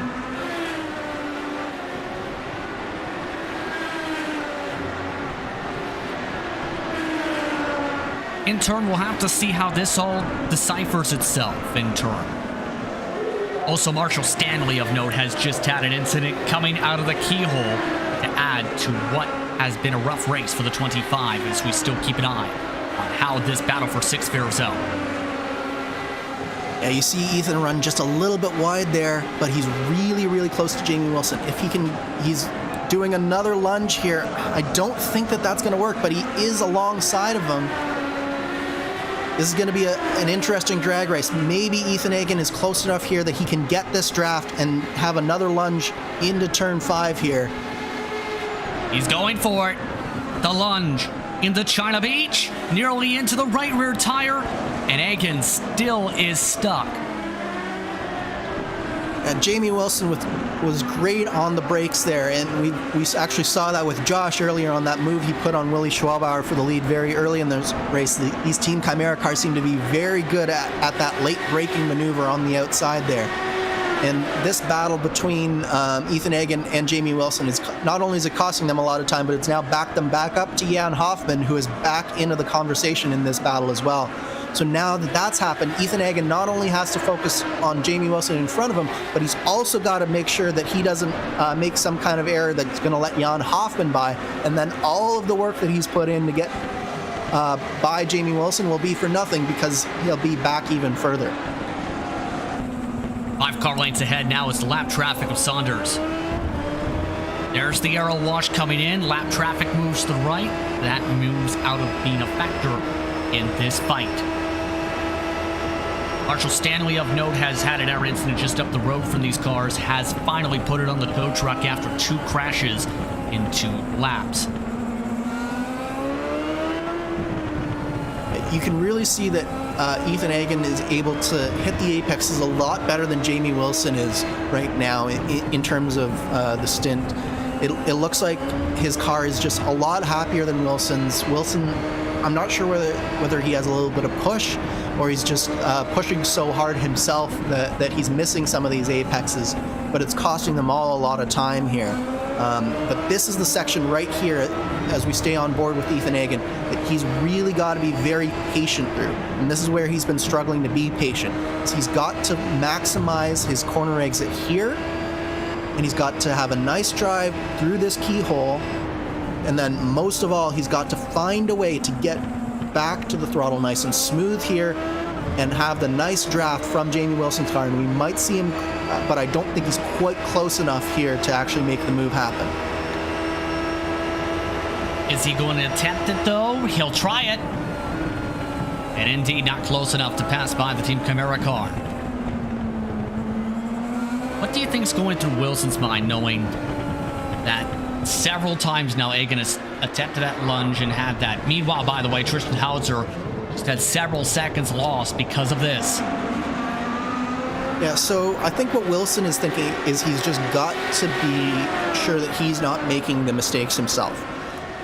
You can see that, especially into turn 5, he's purposely driving it in really, really deep, and he's almost compromising the next couple of corners after China Beach there in order to make sure that Ethan Egan isn't able to take that lunge. So that's his main defensive driving, and then he's also focusing on this keyhole a lot. You'll notice that he's forcing Ethan Egan to take some of these alternate lines a little bit, and he's really Wilson is also really focusing on this corner exit because he knows that that corner exit is the key to keeping Ethan Egan from getting a run. But I think that this might just be close enough that Ethan Egan can have another lunge here. Here he goes again. The inside, not close enough again. Had to back off. Wilson nearly clips the grass. And now all three are corked up in a bottle once more. Bumper to bumper, wing to wing. Excellent driving from Jamie Wilson. He's being defensive, but he's not being overly defensive. As we see a little bit of a wiggle from him through that entrance into Thunder Valley there. But Ethan Egan, you can tell that he's getting more and more frustrated every lap. He's trying different things and not necessarily faster things. And this is one of those things where it's really difficult as a driver to just sort of calm yourself down and try and focus and identify that one thing that's going to make you get that pass done. And that's really what Ethan Egan has to do right now. He's got to nail this one thing. As we see him take another lunge down the inside of the keyhole. That's never going to work, Ethan. You've got to focus on the exit. He's building up a run, though. Was able to even up the speed by the middle of the straight. Closest he's been. Side by side, tries to get the squeeze. Off through China Beach, and another saw move from Wilson. Wilson is not giving him any space for him to try those lunges anymore compared to a few laps ago now. Wilson, it seems, does not want to give that extra bit of space. No, he doesn't. He knows that it's just a matter of time before Ethan Egan does get this move done at this point. But at the same time, he knows that if he delays it as much as he possibly can, it means that Ethan Egan can't get up to his teammate in Andrew Wood. This is an immense amount of pressure that Jamie Wilson has been under for a sustained amount of laps. So I'm very impressed by how he's been able to respond to that and not really put a wheel wrong, and just how deep he's able to go into that China Beach corner there. From Ethan Egan, he's got to figure out a way to get through this keyhole, and this might be a good way of doing it, is taking a little bit wider entrance and really getting this run going here. And this is another opportunity for Ethan Egan to make this pass. He's got to be strong on the brakes this time, though. He can't let Jamie Wilson continue to outbrake him through this corner. And he still let him outbrake him. He went even deeper into the corner, and Wilson still outbraked him and was able to make it stick. Continue to defend. These cars are amongst some of the final ones in the lead lap at this point, keep in mind. Last car on the lead lap is Josh Baer. Time being. Also worth noting, Laville is within 7/10 of the race lead as this has gone on, so that lead is shrinking on top of things. And put this into perspective. Say this continues on to the pit window, that could be chaotic, to say the very least, on how this plays out for the final 30 or so laps of this event. Absolutely. I think that if I'm Ethan Egan, this is starting to get to the point where I've tried so hard and I put Jamie under so much pressure, and he's going so deep into that corner. I think that if I'm Ethan Egan right now, I'm looking at an alternate strategy, maybe looking at my telemetry, finding a place where I'm going to come out in a nice, good amount of clean air and just taking a pit stop now in order to try and get some good, fast lap times in, because there's no doubt that I'm being held up by Jamie Wilson, but I also can't get by on the track. Let's maybe try to get by him in the pits here. Still 10 to 12 laps away from the expected fuel margins. And keep this in mind too, the longer they go, the lighter the car can be for the final stint, because you don't need to fill it so much. And the lighter the car, the faster it goes. Yeah, it's definitely a catch-22 with an early pit stop. You might get some fresh tires, you might get some lap time, but you also risk having the car that you're trying to undercut come out and being able to put in even faster lap times. So it's one of those things where you have to really weigh all the different options, and it's so difficult to weigh those options while you're engaged in a battle like this. That fight for the race lead as well, too, it's worth noting as well. Guess who's recording the fastest laps on the track? Joshua Chin, a 107.7. He is within 2 seconds of the top two now. All while Egan's going for the move again, and this time he nearly hits him. That was so close between Jamie Wilson and Ethan Egan. Egan can't believe that he wasn't able to get that move done there. But Jamie Wilson just goes so deep into that corner that it's almost going to take something like that where Ethan Egan pulls one of those sort of Formula One moves you see these days where he just runs Jamie out of track at some point. Ethan pretty much had that corner won, and he still couldn't get it done because Jamie is just so good on the brakes. It's really, really impressive, to be quite honest. At this point, there's the phrase brought up by one of those watching alone on RaceSpotTV's YouTube side. If first you don't succeed, try again, and this is why Egan finally gets it done after 15 attempts to make the pass. But it's still not over. Jamie Wilson has got his draft, and we know how deep Jamie Wilson can go. Ethan is giving him the outside. I don't know if that was a smart move. And Jamie Wilson floors it. Side by side out of China Beach, heading off towards the S's, and again, Egan can't get it done. Wow. What a move from Jamie Wilson responding there. He threw it in with all he could into China Beach. He stuck it out through that sequence of corners side by side. Lots of respect from both of these drivers. And this is some fascinating racing here, Justin. Lap traffic now ahead. We'll see how the lap traffic handles this. And it is Mark Gingerard who is that car. Remember how scary some of the moments have been. Wilson is struggling in his aero push. Nearly running into him is Egan. Ethan Egan looking for the peak, getting to the keyhole, takes advantage and hits him and flips him into the traffic. Wilson into the tires, Egan up to 6th. My goodness. Oh no, it was so good for so long and then it went wrong. It looks like Ethan Egan just locked up his rear brakes. They're coming into the keyhole just as Jamie Wilson was trying to go under the lap car. 3 cars into one position did not work, and Jamie Wilson comes out by far on the worst end of that. See how big the lockup is as Wilson is ricocheted right into the 42 and into the tires. Hardest hit for anyone of the day. Wilson likely done. He has blown his motor in the pit lane. It sucks because we had such a good battle and it was so much fun watching those two battle. It's really sucks that it ends that way. You know that Ethan Egan didn't mean to do that, but at the same time, it's a mistake that you really can't make in that sort of situation where you have that lap car. Jamie Wilson had nowhere to go, no way to avoid that, and he had to go underneath the lap car that was giving him the space. So unfortunately that lies solely on the feet of Ethan Egan there, and that's probably going to be some more championship implications for the next race as well, as I suspect there will be a penalty on review on that one. Yeah, that's likely a possibility to say the very least. Andrew Aitken has also come on in. It's worth noting we've seen moments ago Lucas Laville had also come in for service. So, final pit stops are in the midst of planning stages for this race. But, hey, Andrew, I have to ask you a question on that mark to light up the mood. What is one of your favorite things from the 90s? Ace Ventura, Pet Detective. Alrighty then. Oh, sorry. You mean racing-wise? Oh yeah, this is a racing broadcast.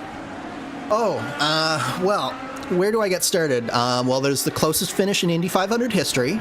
There's the fastest qualifying in Indy 500 history. There's Rick Mears winning his 4th Indy 500. You name it.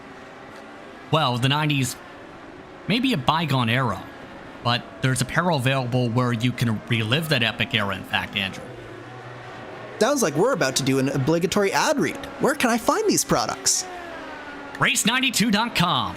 Race92 is a brand that appreciates 90s and vintage race culture while simultaneously adapting to motorsports today. Awesome. And for those that didn't hear it earlier, where can I go to check out Race92's amazing merch? Race92.com. That's the place you can go for anything that's inspired by 90s and vintage race culture while adapting to motorsports today. I'm definitely checking it out. Be sure to check that out indeed. Again, race92.com. Checking out some of the cars, that's a Team Camaro car we're following along with on screen in that margin.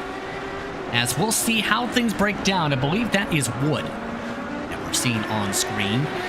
Mine, Andrew Wood, is right in front of Lucas Laville, and we haven't talked about Andrew Wood all day because, well, he's been just running on his own since an hour and a half ago. Yeah, quiet day from Andrew Wood, but this might actually be a little bit of an opportunity to hold up Lucas Laville and Josh Chin, who is on pit road. Let's see if Wood has actually done that and Chin can get around Lucas Laville. It looks like he has. So remember that Lucas Laville was in front of Josh after that mistake from Josh. Well, now Lucas Laville is back in behind Josh Chin, and it looks like he might have been held up a little bit here by Andrew Wood. But talking about Andrew Wood, he's done a great job today. He's one of those drivers who, as I mentioned at the top of the race, one of the keys here is just keeping your nose clean. Andrew Wood has epitomized that today. Robert Grosser is another one. They've just been consistently running lap after lap, fast laps, and they're going to be rewarded here if they can continue with a top 5 finish. Here's the thing as well. Last time by Chin pit, and guess who's the next car in front of this group? Joshua Chin. So Chin jumped Laville in the pit cycle by saving a second of gas in the tank. Yep, absolutely. It was a combination of Wood holding up Laville just a little bit, and then Chin had a shorter pit stop, and that has vaulted Chin back up in front of Lucas Laville. But of note here, Willie Schwabauer is still on the racetrack here, so he's going even longer, and he's going to have an even shorter pit stop when he actually comes down pit road here. So pit stop cycles are going to be a major factor in all this. Remember, when it comes to the situation for Chin, he was in the race lead twice and spun twice. Does it happen a third time? Do we dare say? Yeah, hopefully Chin has put his spinning ways behind him, but you never know with that little bit of lighter fuel. It does change the balance of the car just a little bit. The tires wear out just slightly differently, so it'll be very interesting to see what happens here. I'm just looking back at the battle between Laville and Chin, and Laville is in a whole heap of trouble here with some lap cars. And he's lost about 3 seconds this lap to Josh Chin. An apology came over the radio, but here's the thing. When you're fighting for the race lead like that, I'm not sure you want to hear, "Oh, I'm sorry," even in the nice tone, because it's 3 seconds for the lead. Yeah, that was just way too little consideration for that lead battle going on by some of these lap cars, if I'm going to be quite honest there. And it's cost Lucas Laville a fair bit here. He's going to be hard-pressed to catch back up to Josh Chin, given how fast Chin has proven himself throughout the course of this race today. So that was very, very costly from that lap traffic for Lucas Laville. Based on the numbers today, Schwabauer expected with the next lap to 5 laps. The Mark's Robert Grosser is also extending his fuel run in that tribute paint scheme today in the 28. Egan also trying to push on forward. Hoffman, Baird, Simmons, and Schlacker also yet to pit for their final scheduled stops in this race. So far, the only DNFs of the day are Wilson, Hauser, Stanley, and Day.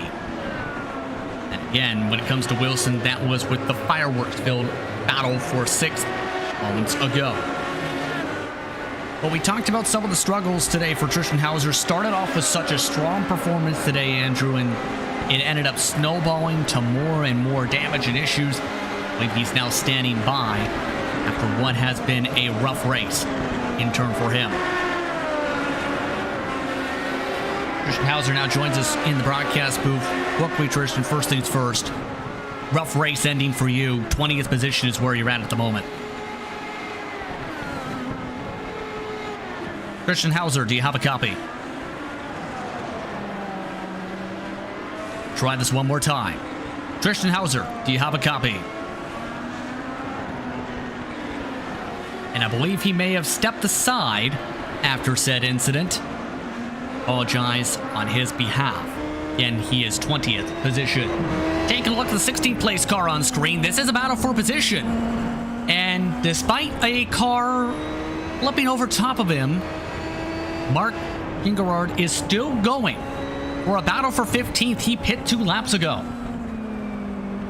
Yeah, it's proof that, like, as Jean Girard actually gets a little bit loose and only Ilha Olila goes through there, but it's definitely proof that these battles and these races aren't just about what's going on at the front of the field.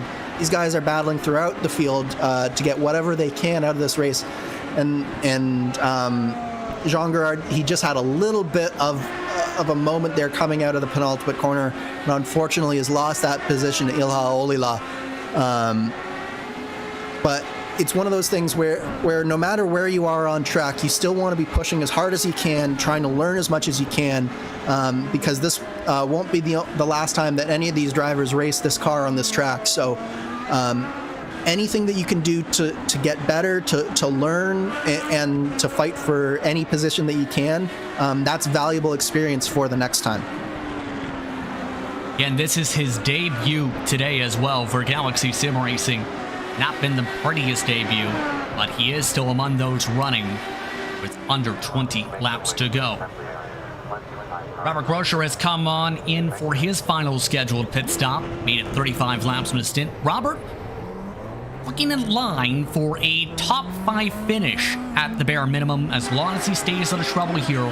Highest he can go is 4th. It's been a good tribute by Robert today, driving Rod Carpenter's paint scheme and holding on to the positions as he has. He has a 7-second buffer for 4th. Absolutely. He hasn't put a wheel wrong all day, and it's been a very impressive drive from Robert Grosser. He's not necessarily the fastest driver on these road courses, but he's one of those drivers who can keep the wheels on the track pointed in the right direction, and he's given this paint scheme a great drive and a great tribute to his friend and the league member, Rod Carpenter. Leader has come on in pit, and here's the thing with the 65. It was a 6-second pit stop. For Schwabauer, is that enough to hold on to the lead? Yes, and then some. How about 3 seconds the advantage over Joshua Chin and 7 over LaVille? Yeah, that was a great pit stop from Willie Schwabauer. It was exactly what he needed. No mistakes. Had a great in lap, and he's now almost 3 seconds in front of Chin. This is the danger zone, though. As his tires are coming up to temp, Josh does have those fresh tires, and we know that he's fast. So these next couple of laps is going to be very important for Schwabauer to not make those small mistakes that we've seen some of his competitors make. If he can keep the moments to a minimum, and he keeps that gap in front of Chin, by the time that his tires come back in, I think that he will have a very secure gap in front of that 93 Team Chimera car. It's also very critical to how this could play out for this race, to see how this battle tunes on in. Hearing that Tristan Hauser has returned to his setup after what has been a rough finish for him. Tristan, do you have a copy? Hi, I found it. Gotta work here. First things first, what happened that in turn was where you said, okay, it's time to go to the garage? The initial incident was, I don't know, just before my pit window. Actually, my hardware disconnected. The screw was loose, and I couldn't control the car anymore. So I had to go into the pits and find a screwdriver to fasten the screw again. Yeah. Ethan Egan coming in on pit road on screen, but that leads to the big question. Did you know that issue was in play at the start of the race then, or is that something as the race went on, it's like, okay, I've got a problem? No, it was suddenly. It was out of nowhere.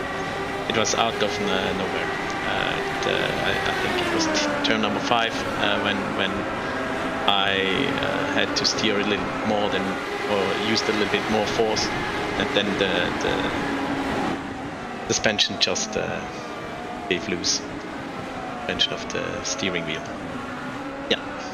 what in turn made this race so difficult for you? Because it started off well, but then it just seemed to snowball. Yeah, after that I couldn't concentrate anymore. It was just I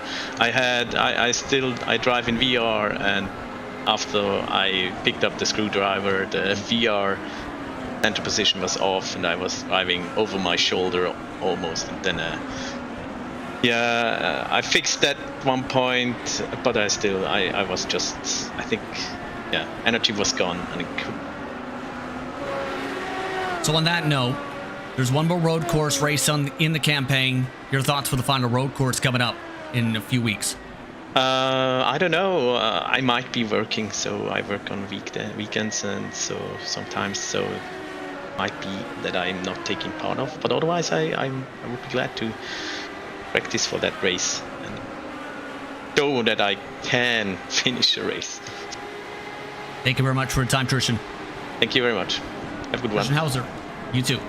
That's Tristan Hauser, currently 20th place. We've been following along with Ethan Egan. Pit stops for Josh Baird and Stefan Schlacker have put Egan up to 7th. Only Jan Hoffman is yet to pit for this cycle. Hoffman going the longest out of anybody in this stint, 37 laps for that car. But here is the intriguing part, to add an extra layer for those that kept an eye on the pit stop delta and thought 5.9 seconds, that's very quick.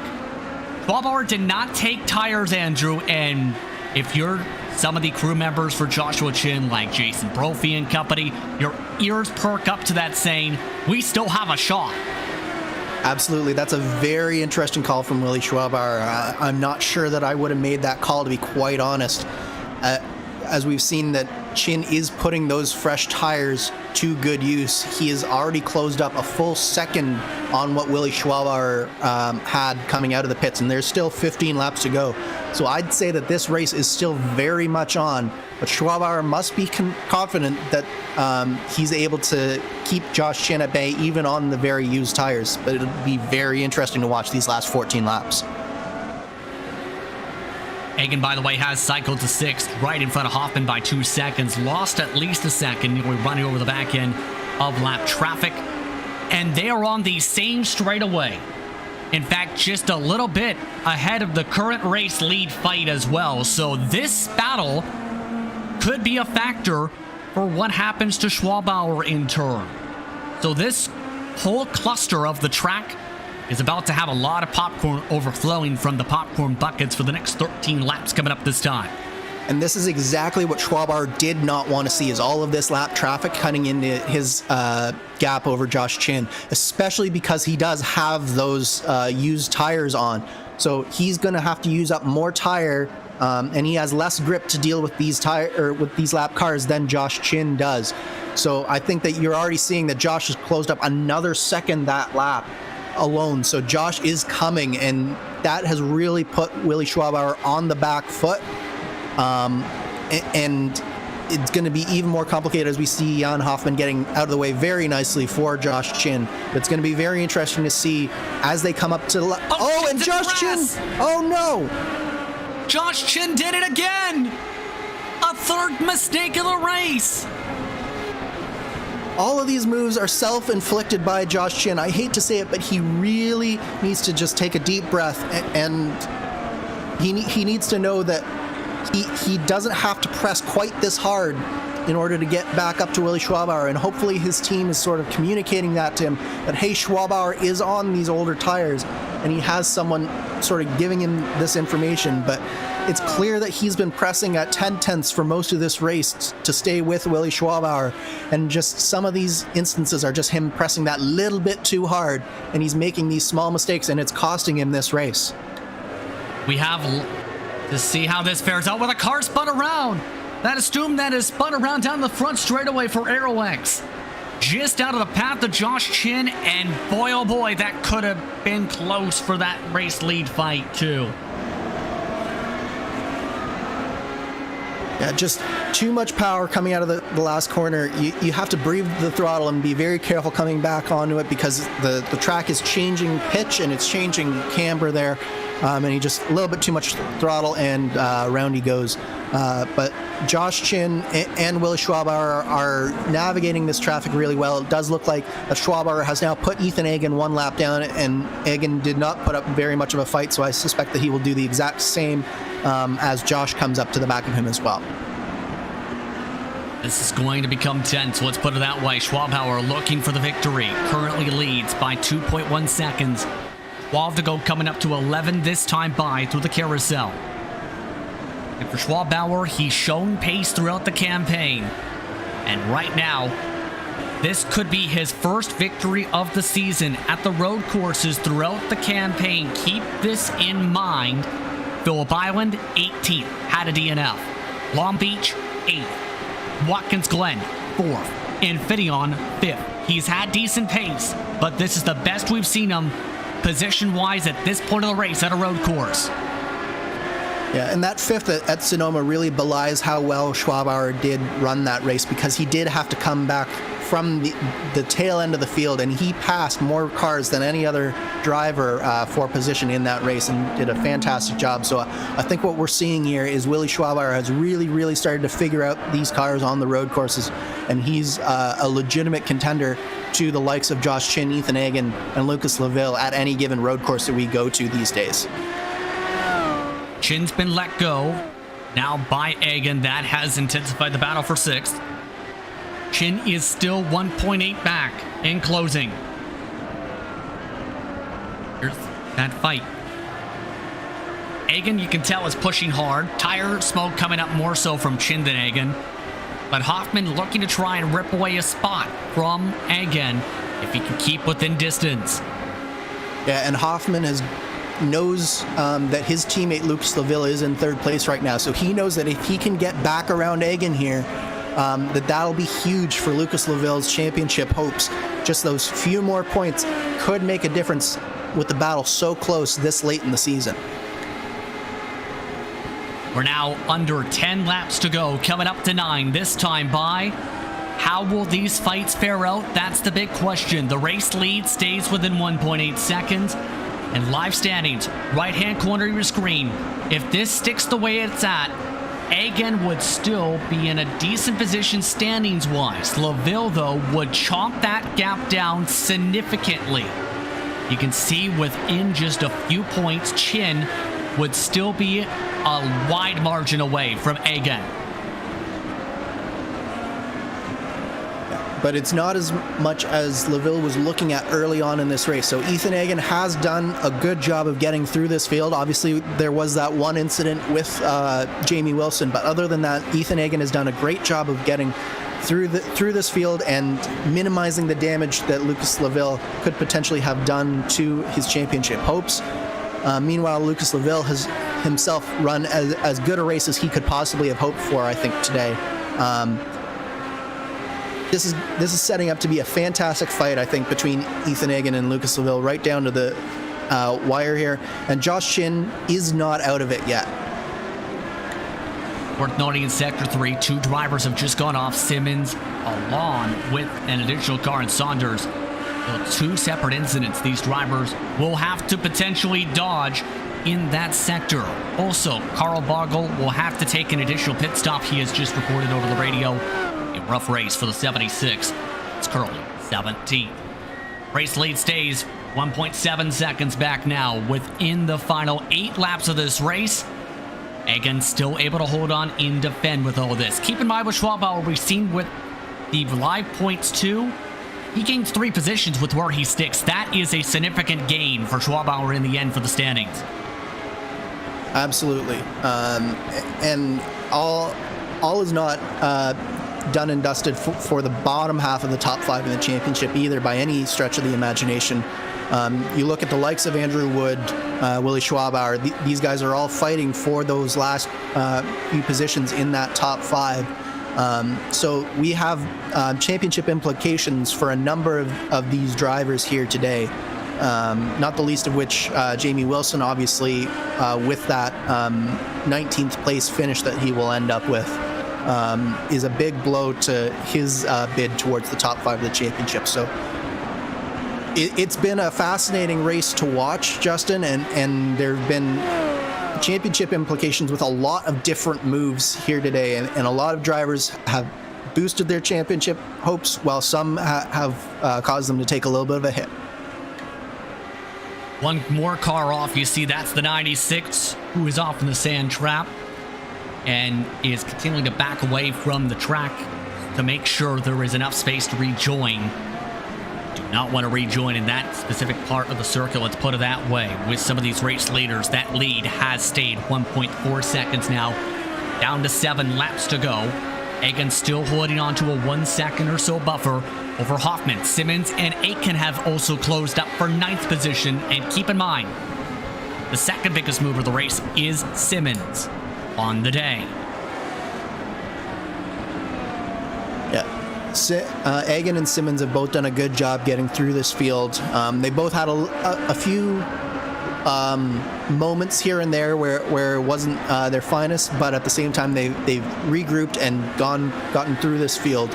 But I'm very interested in what's happening up front. It looks like Josh Chin has been taking about a tenth to a tenth and a half a lap out of the lead of Willie Schwabauer, but there is only 6 laps to go now as they come across the line now. So that does not necessarily mean that there is enough time for Josh to actually make this move happen. So that moment coming out of the keyhole with about 12 to go, that could be the race right there. But I think Josh, maybe once he gets into the draft, he might be able to get a little bit closer just because of the draft on the straights. It'll be fascinating to watch these two battle it out these last 6 laps. Keeping a close eye on that fight for the race lead. It's staying within that same interval referred to Egan. He's made some mistakes, though it's worth noting. Within this past lap, we've seen him go off to the grass along one of the curbs out of Thunder Valley. And now Hoffman is within 3 car lengths. So this is a 2-lap difference on their strategies. Hoffman went for a much quicker stop, remember, than Egan during the pit stop window. Yep, the tires are definitely making a difference here, and I think just like Egan, this is the first time he's really felt the pressure all race long. For so long in this race, he was the one who was on the attack. He was always the one pressing, and now he's sort of the one being hunted by Hoffman here. And it's a different mindset to get in, and it's sometimes difficult to get into that mindset when you've been the one attacking. It's almost jarring to be the one who is actually being hunted now. As we see that Josh Chin has actually taken a big chunk out of the race lead on that last lap. He's now only 5 tenths back as we come in to China Beach here. And Josh is really pushing hard to get up to the back of Willie Schwabauer with 5 laps to go. Coming up to 4, this time by half a second is the deficit. Chin has had to work his way back 3 times in this race. He's led twice after making mistakes. He then lost an additional second after a major slide out of the keyhole. Can he do the improbable and come back from 3 near race-ending mistakes to rip away the race win from Schwabauer? 4 to go, this time by in the Race92 200. He's within 3 car lengths. Yeah, Josh is right there, but the question is, can he get a good enough run to make this happen? Willie Schwabauer, as we know, is also on those older tires, so this is going to be the key part right here, is as they're starting to come up to lap traffic. But how is Willie Schwabauer able to get the power down out of this keyhole here? We know that the best place is at the end of this straightaway right here. So lap after lap, Willie Schwabauer has got to be very, very careful with those old tires to get the power down and to keep Josh at bay coming into this corner here, because we know that Josh is able to brake later than pretty much anyone else coming through this section here. Traffic plays friendly. Bogle moves right out of the way.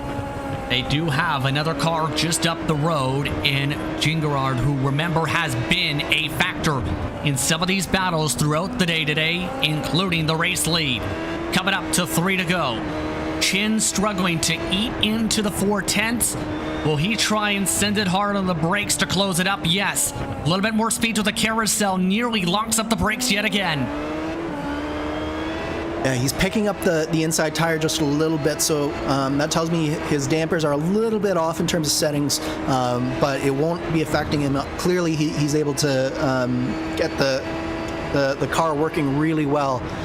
Yeah, that lap car might be coming into effect, though, right now, as you mentioned, Justin. Hopefully he will pull over on this straight, but if he doesn't, this could be holding up this battle, coming up with just three laps to go. 2.5 to go now. They pass by the starting line. Chin breaks a touch earlier. Schwabauer takes the higher arc. Lap car moves away. Chin takes advantage, though, of an easy and hard send through China Beach. Now is within 2 car lengths. Making their way through the S's this time. Chin trying as hard as he might to secure a victory. Josh is all about the victory right now. He knows that he's a long shot in the championship at best, and his only shot is really to get this victory. So he knows that he needs to do anything he possibly can to get by Willie Schwabauer here. He's not racing for points. He's not racing for second place. He wants this win, and he is really, really close to the back of Willie Schwabauer now. 2 to go. Schwabauer looking for his first win of the season. Chin looking for a season-leading third. Hard send from Chin. Uses the middle line, going through the keyhole. Is he close enough to build up some slipstream, though? Stays within 3/10 down the straight. Chin got a great run out of the keyhole, and we know how deep he is. Is he going to send it on the outside, or is he going to wait another lap? Here he goes. He tried this before for his first attempt for the race lead. He drifts, nearly loops it around, and Schwabauer spins. They crash. Oh, no. Chin's off in the crash. Schwabauer keeps going. Will this bring Lucas Laville back in? Laville is still more than 10 seconds back or so. Check that 7. Laville charging hard. Schwabauer is still going. Chin significant damage. I think they both have significant damage. Chin is closing rapidly back up on Schwabauer, and Schwabauer is going very slowly through the carousel right now. Here's the look at what happened incident-wise on the replay. He has Schwabauer's in. He's had to pit because of that contact. That is a meatball flag. Schwabauer, his hopes are done. The white flag is out. Final lap of the race, 92-200. Laville, looking to do the improbable, is still 4 seconds back of a hampered Chin.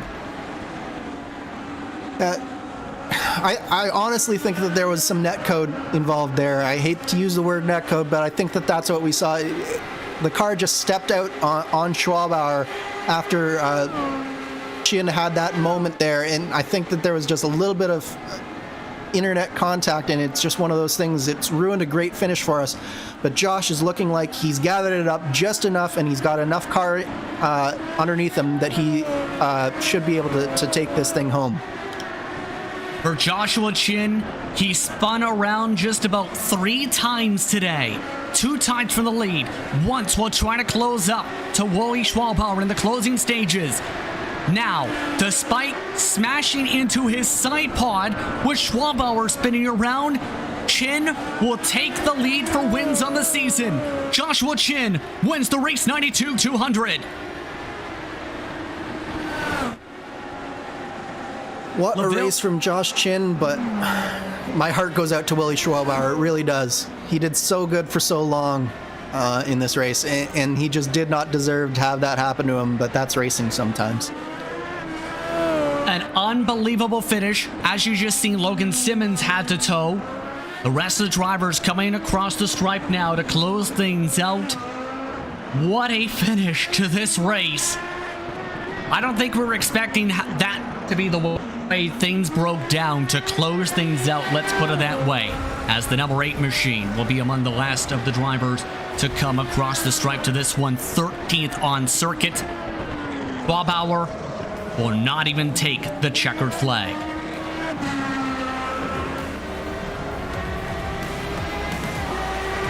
Absolutely stunning. Let's put it that way. From Mid-Ohio, let's take a look at your unofficial race results. That's important to mind. Unofficial.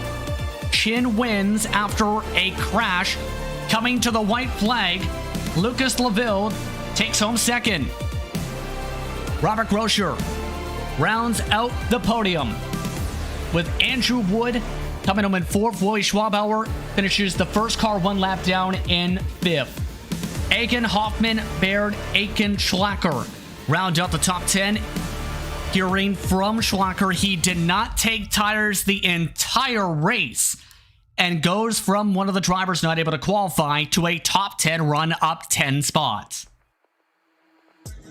11th spot goes to Randy Shoemake with Stom in 12th, 2 laps down along with Pickenen. Simmons finishes 3 laps down in 14th.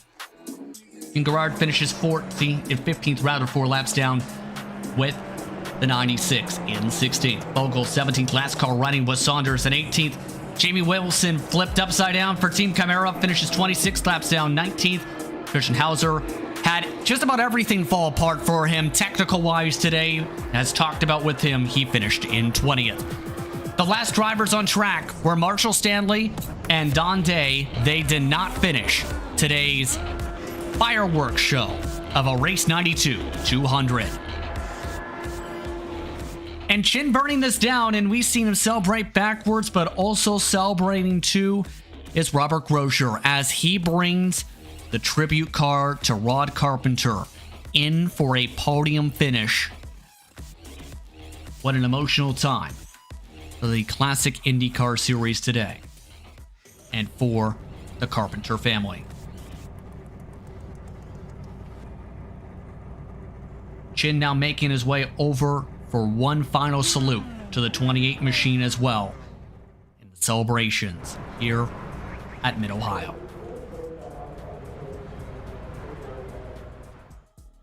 Unbelievable is the first reaction, Andrew.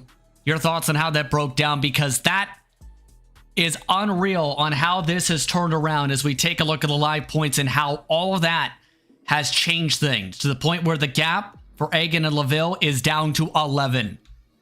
I'm honestly speechless from those last 2 laps that we just saw.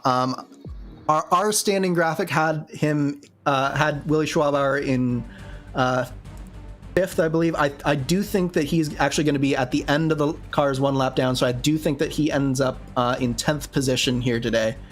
I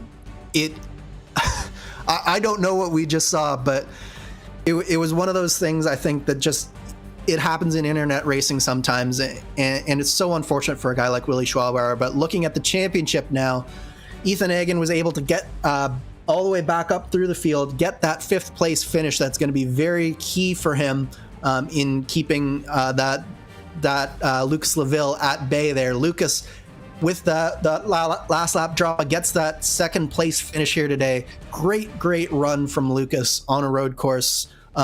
This was exactly what he needed to do to stay in that fight with Ethan Egan. And Josh Chin, after that last lap drama, he is still in this championship fight. He is not going away just yet. And then looking at the rest of the top 10, look at how close it is between 4th place and 9th.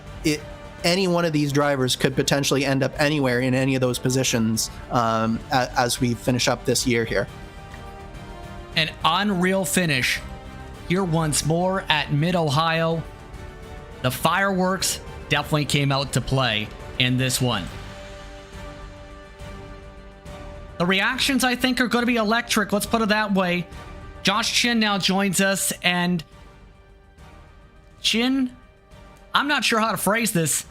You had 3 near spins, lost a ton of time, lost the lead twice from those spins, then take the win after Schwabauer spins in front of you and you had to hamper a damaged car. How do you break that down with all of that craziness on the way to taking home your 3rd win of the year? I'll be honest, I didn't think I had the pace to really compete for the win. I didn't get in the car until about 40 minutes before the race, so it was kind of scrambling to get the setup together from what Jamie and Andrew had already done. So overall, I can't be too upset about how the race went. It's a good point stay. It would have been a little bit better with Lucas farther back, but made up a lot of ground on Ethan, and he's potentially going to have a penalty going the next round. So that's more ground we can make up at Road America. Break down that charge, though, to get to that opportunity for the race win with 2 laps to go, and then what your reaction was like seeing, oh no, I'm in the grass because the leader just spun out in front of me. Yeah, I had dropped it, and then Lucas was able to get around me, and I went, all right, well, I'll focus on getting Lucas, and I was putting in laps. I came in a little early, and I think he was more heavily fueled on the 2nd stop than I was. He seemed to come in pretty early on the 1st stop, so after that, it was just trying to chase him down, and then once I saw Willie didn't take rubbers, I figured we had a shot, and that was kind of game on. And it was just trying to push as hard as I can. It's a lot like the Majors race at Monza was, where it was just making up for mistakes and trying to chase down and make a mistake midway through. Thankfully, this time, the one mistake I made during the stint didn't drop me back too far, and I was able to close back up to him and try and make that move. And then I finally did it, and I knew from, I think around lap 28, I'd made that move around the outside through China Beach, and it worked. And I figured with the rubber advantage it would stick, and I didn't quite play it out right. It got a little slippery at the crest and kicked sideways on me, and then I guess he had a sympathy spin trying to get away from me after that. A crazy, crazy race, let's put it that way, here today in turn, where you had to do multiple recoveries throughout the day. But the next round is another road course, Road America. Your thoughts on Road America? I have to keep the same pace going, try and make sure to keep Lucas and Ethan behind me. I think more than likely Ethan might end up with another end-of-line penalty from his contact with Jamie today. We'll have to see in a few weeks if that's the case. But if he has to start at the back, that's going to be big for trying to make up points on him in the championship. I know both myself and Lucas made up a lot of ground, so we just have to keep up that momentum in the last 2 races and hopefully have a better ending than last year. Congratulations on the run today, Josh. Thank you. Josh Chin comes away with an unbelievable victory, a stunner to say the very least today. Now, behind them, Lucas Laville came away with the second position in what was unbelievable in how things fared out for him. Lucas, you did your job for the point standings. You chip away the gap to an estimated 11-point differential between you and the leader in Egan. Yeah, damage limitation worked perfectly today, so that's great. I tried something weird on strategy to see if I could chop some time and actually race these guys up there, but didn't happen, unfortunately. But yeah, solid points there. I don't know what happened. I have no idea. I didn't look at the replay or anything up there, so that was pretty weird to gain 7 seconds the last 2 laps and to see Willie drop out. So yeah, we'll see. But as you said, yeah. Excellent points there, my teammate behind me as well. So we'll take that and move on, sign the scorecard, and drop to Mid-Ohio next. To Road America, sorry. Yes, I was going to say, now that the championship comes down to one more road course and the full distance race at Indianapolis, what's your approach going to be like? Because that championship could come down to the end. Hey, just like last year, it's going to come down to the wire. Once again, Josh and myself and Ethan this year. So yeah, we'll see. I need a top 3 again at Road America, I guess, and then it's every man for himself at Indy. The car we have is pretty good there, so who could predict again what's gonna happen? And that's pretty crazy. Yeah, I mean, it's gonna be pretty sick, I think, in 2 weeks. And Road America is a very good racetrack, so I expect lots of action. Congratulations on the run today, Lucas. Good luck next round. Thank you very much, guys. And before I go, I would like to give one last word about Rod Carpenter, who we lost during the last couple of weeks. And I hope the little tribute we had during warm-up was enough for his memory. Cheers, guys. It was a very touching tribute. Congratulations on the run today. Thank you.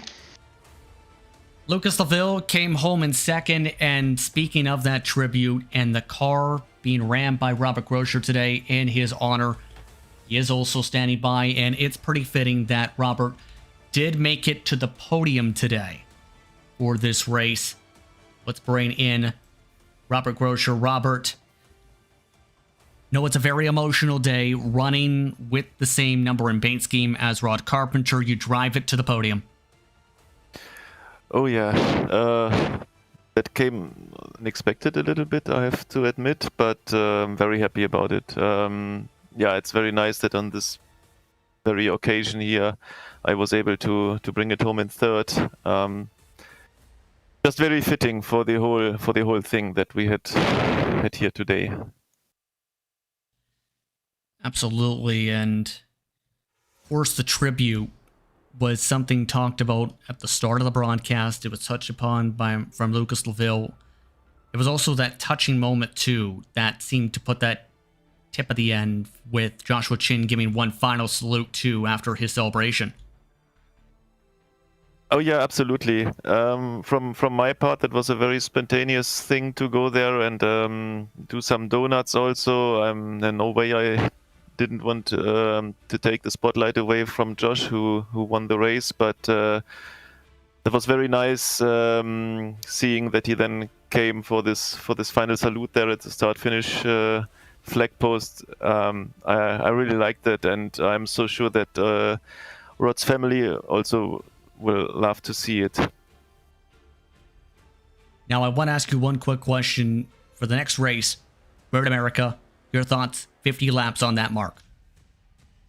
Well, first time that we race just 50 laps there, so there will not be so much fuel strategy involved this time, no fuel saving, just like race on from lap 1. We will see how that goes. I'm pretty excited. I like this track. I have to admit, I'm not expecting to do as good as I did here at Mid-Ohio, a track which I'm usually a bit stronger, but still, Road America is a blast to drive, and if I can, score another top 5 and then hopefully having a very good result for Lucas for the championship and all this, that would be great. Definitely a race I'm looking forward to. Congratulations on the run, Robert. Thanks a lot, Justin. Robert Grosjean coming away with a solid run today. I'd like to thank Robert, Lucas, and Joshua for taking the time to speak with us during post-race coverage today. So, overall, a wild day and a wild conclusion to the Race92 200. And there's still one more road course left on the calendar, keep in mind, Andrew, to determine how this championship could fare out. Road America could be wild as a result of today. If today is any indication, Road America is going to be an absolute blast. It's a very different track compared to Mid-Ohio. It's very fast, very long straights, lots of drafting opportunity, lots of passing opportunities, but also a number of places where you can make those mistakes that we saw crop up today. So I'm looking forward to it. It's one of my favorite, personally, one of my favorite tracks in the world, let alone just in North America. So very much looking forward to that on October 3rd. And then, of course, the Indy 500 to round out our schedule on October 31st.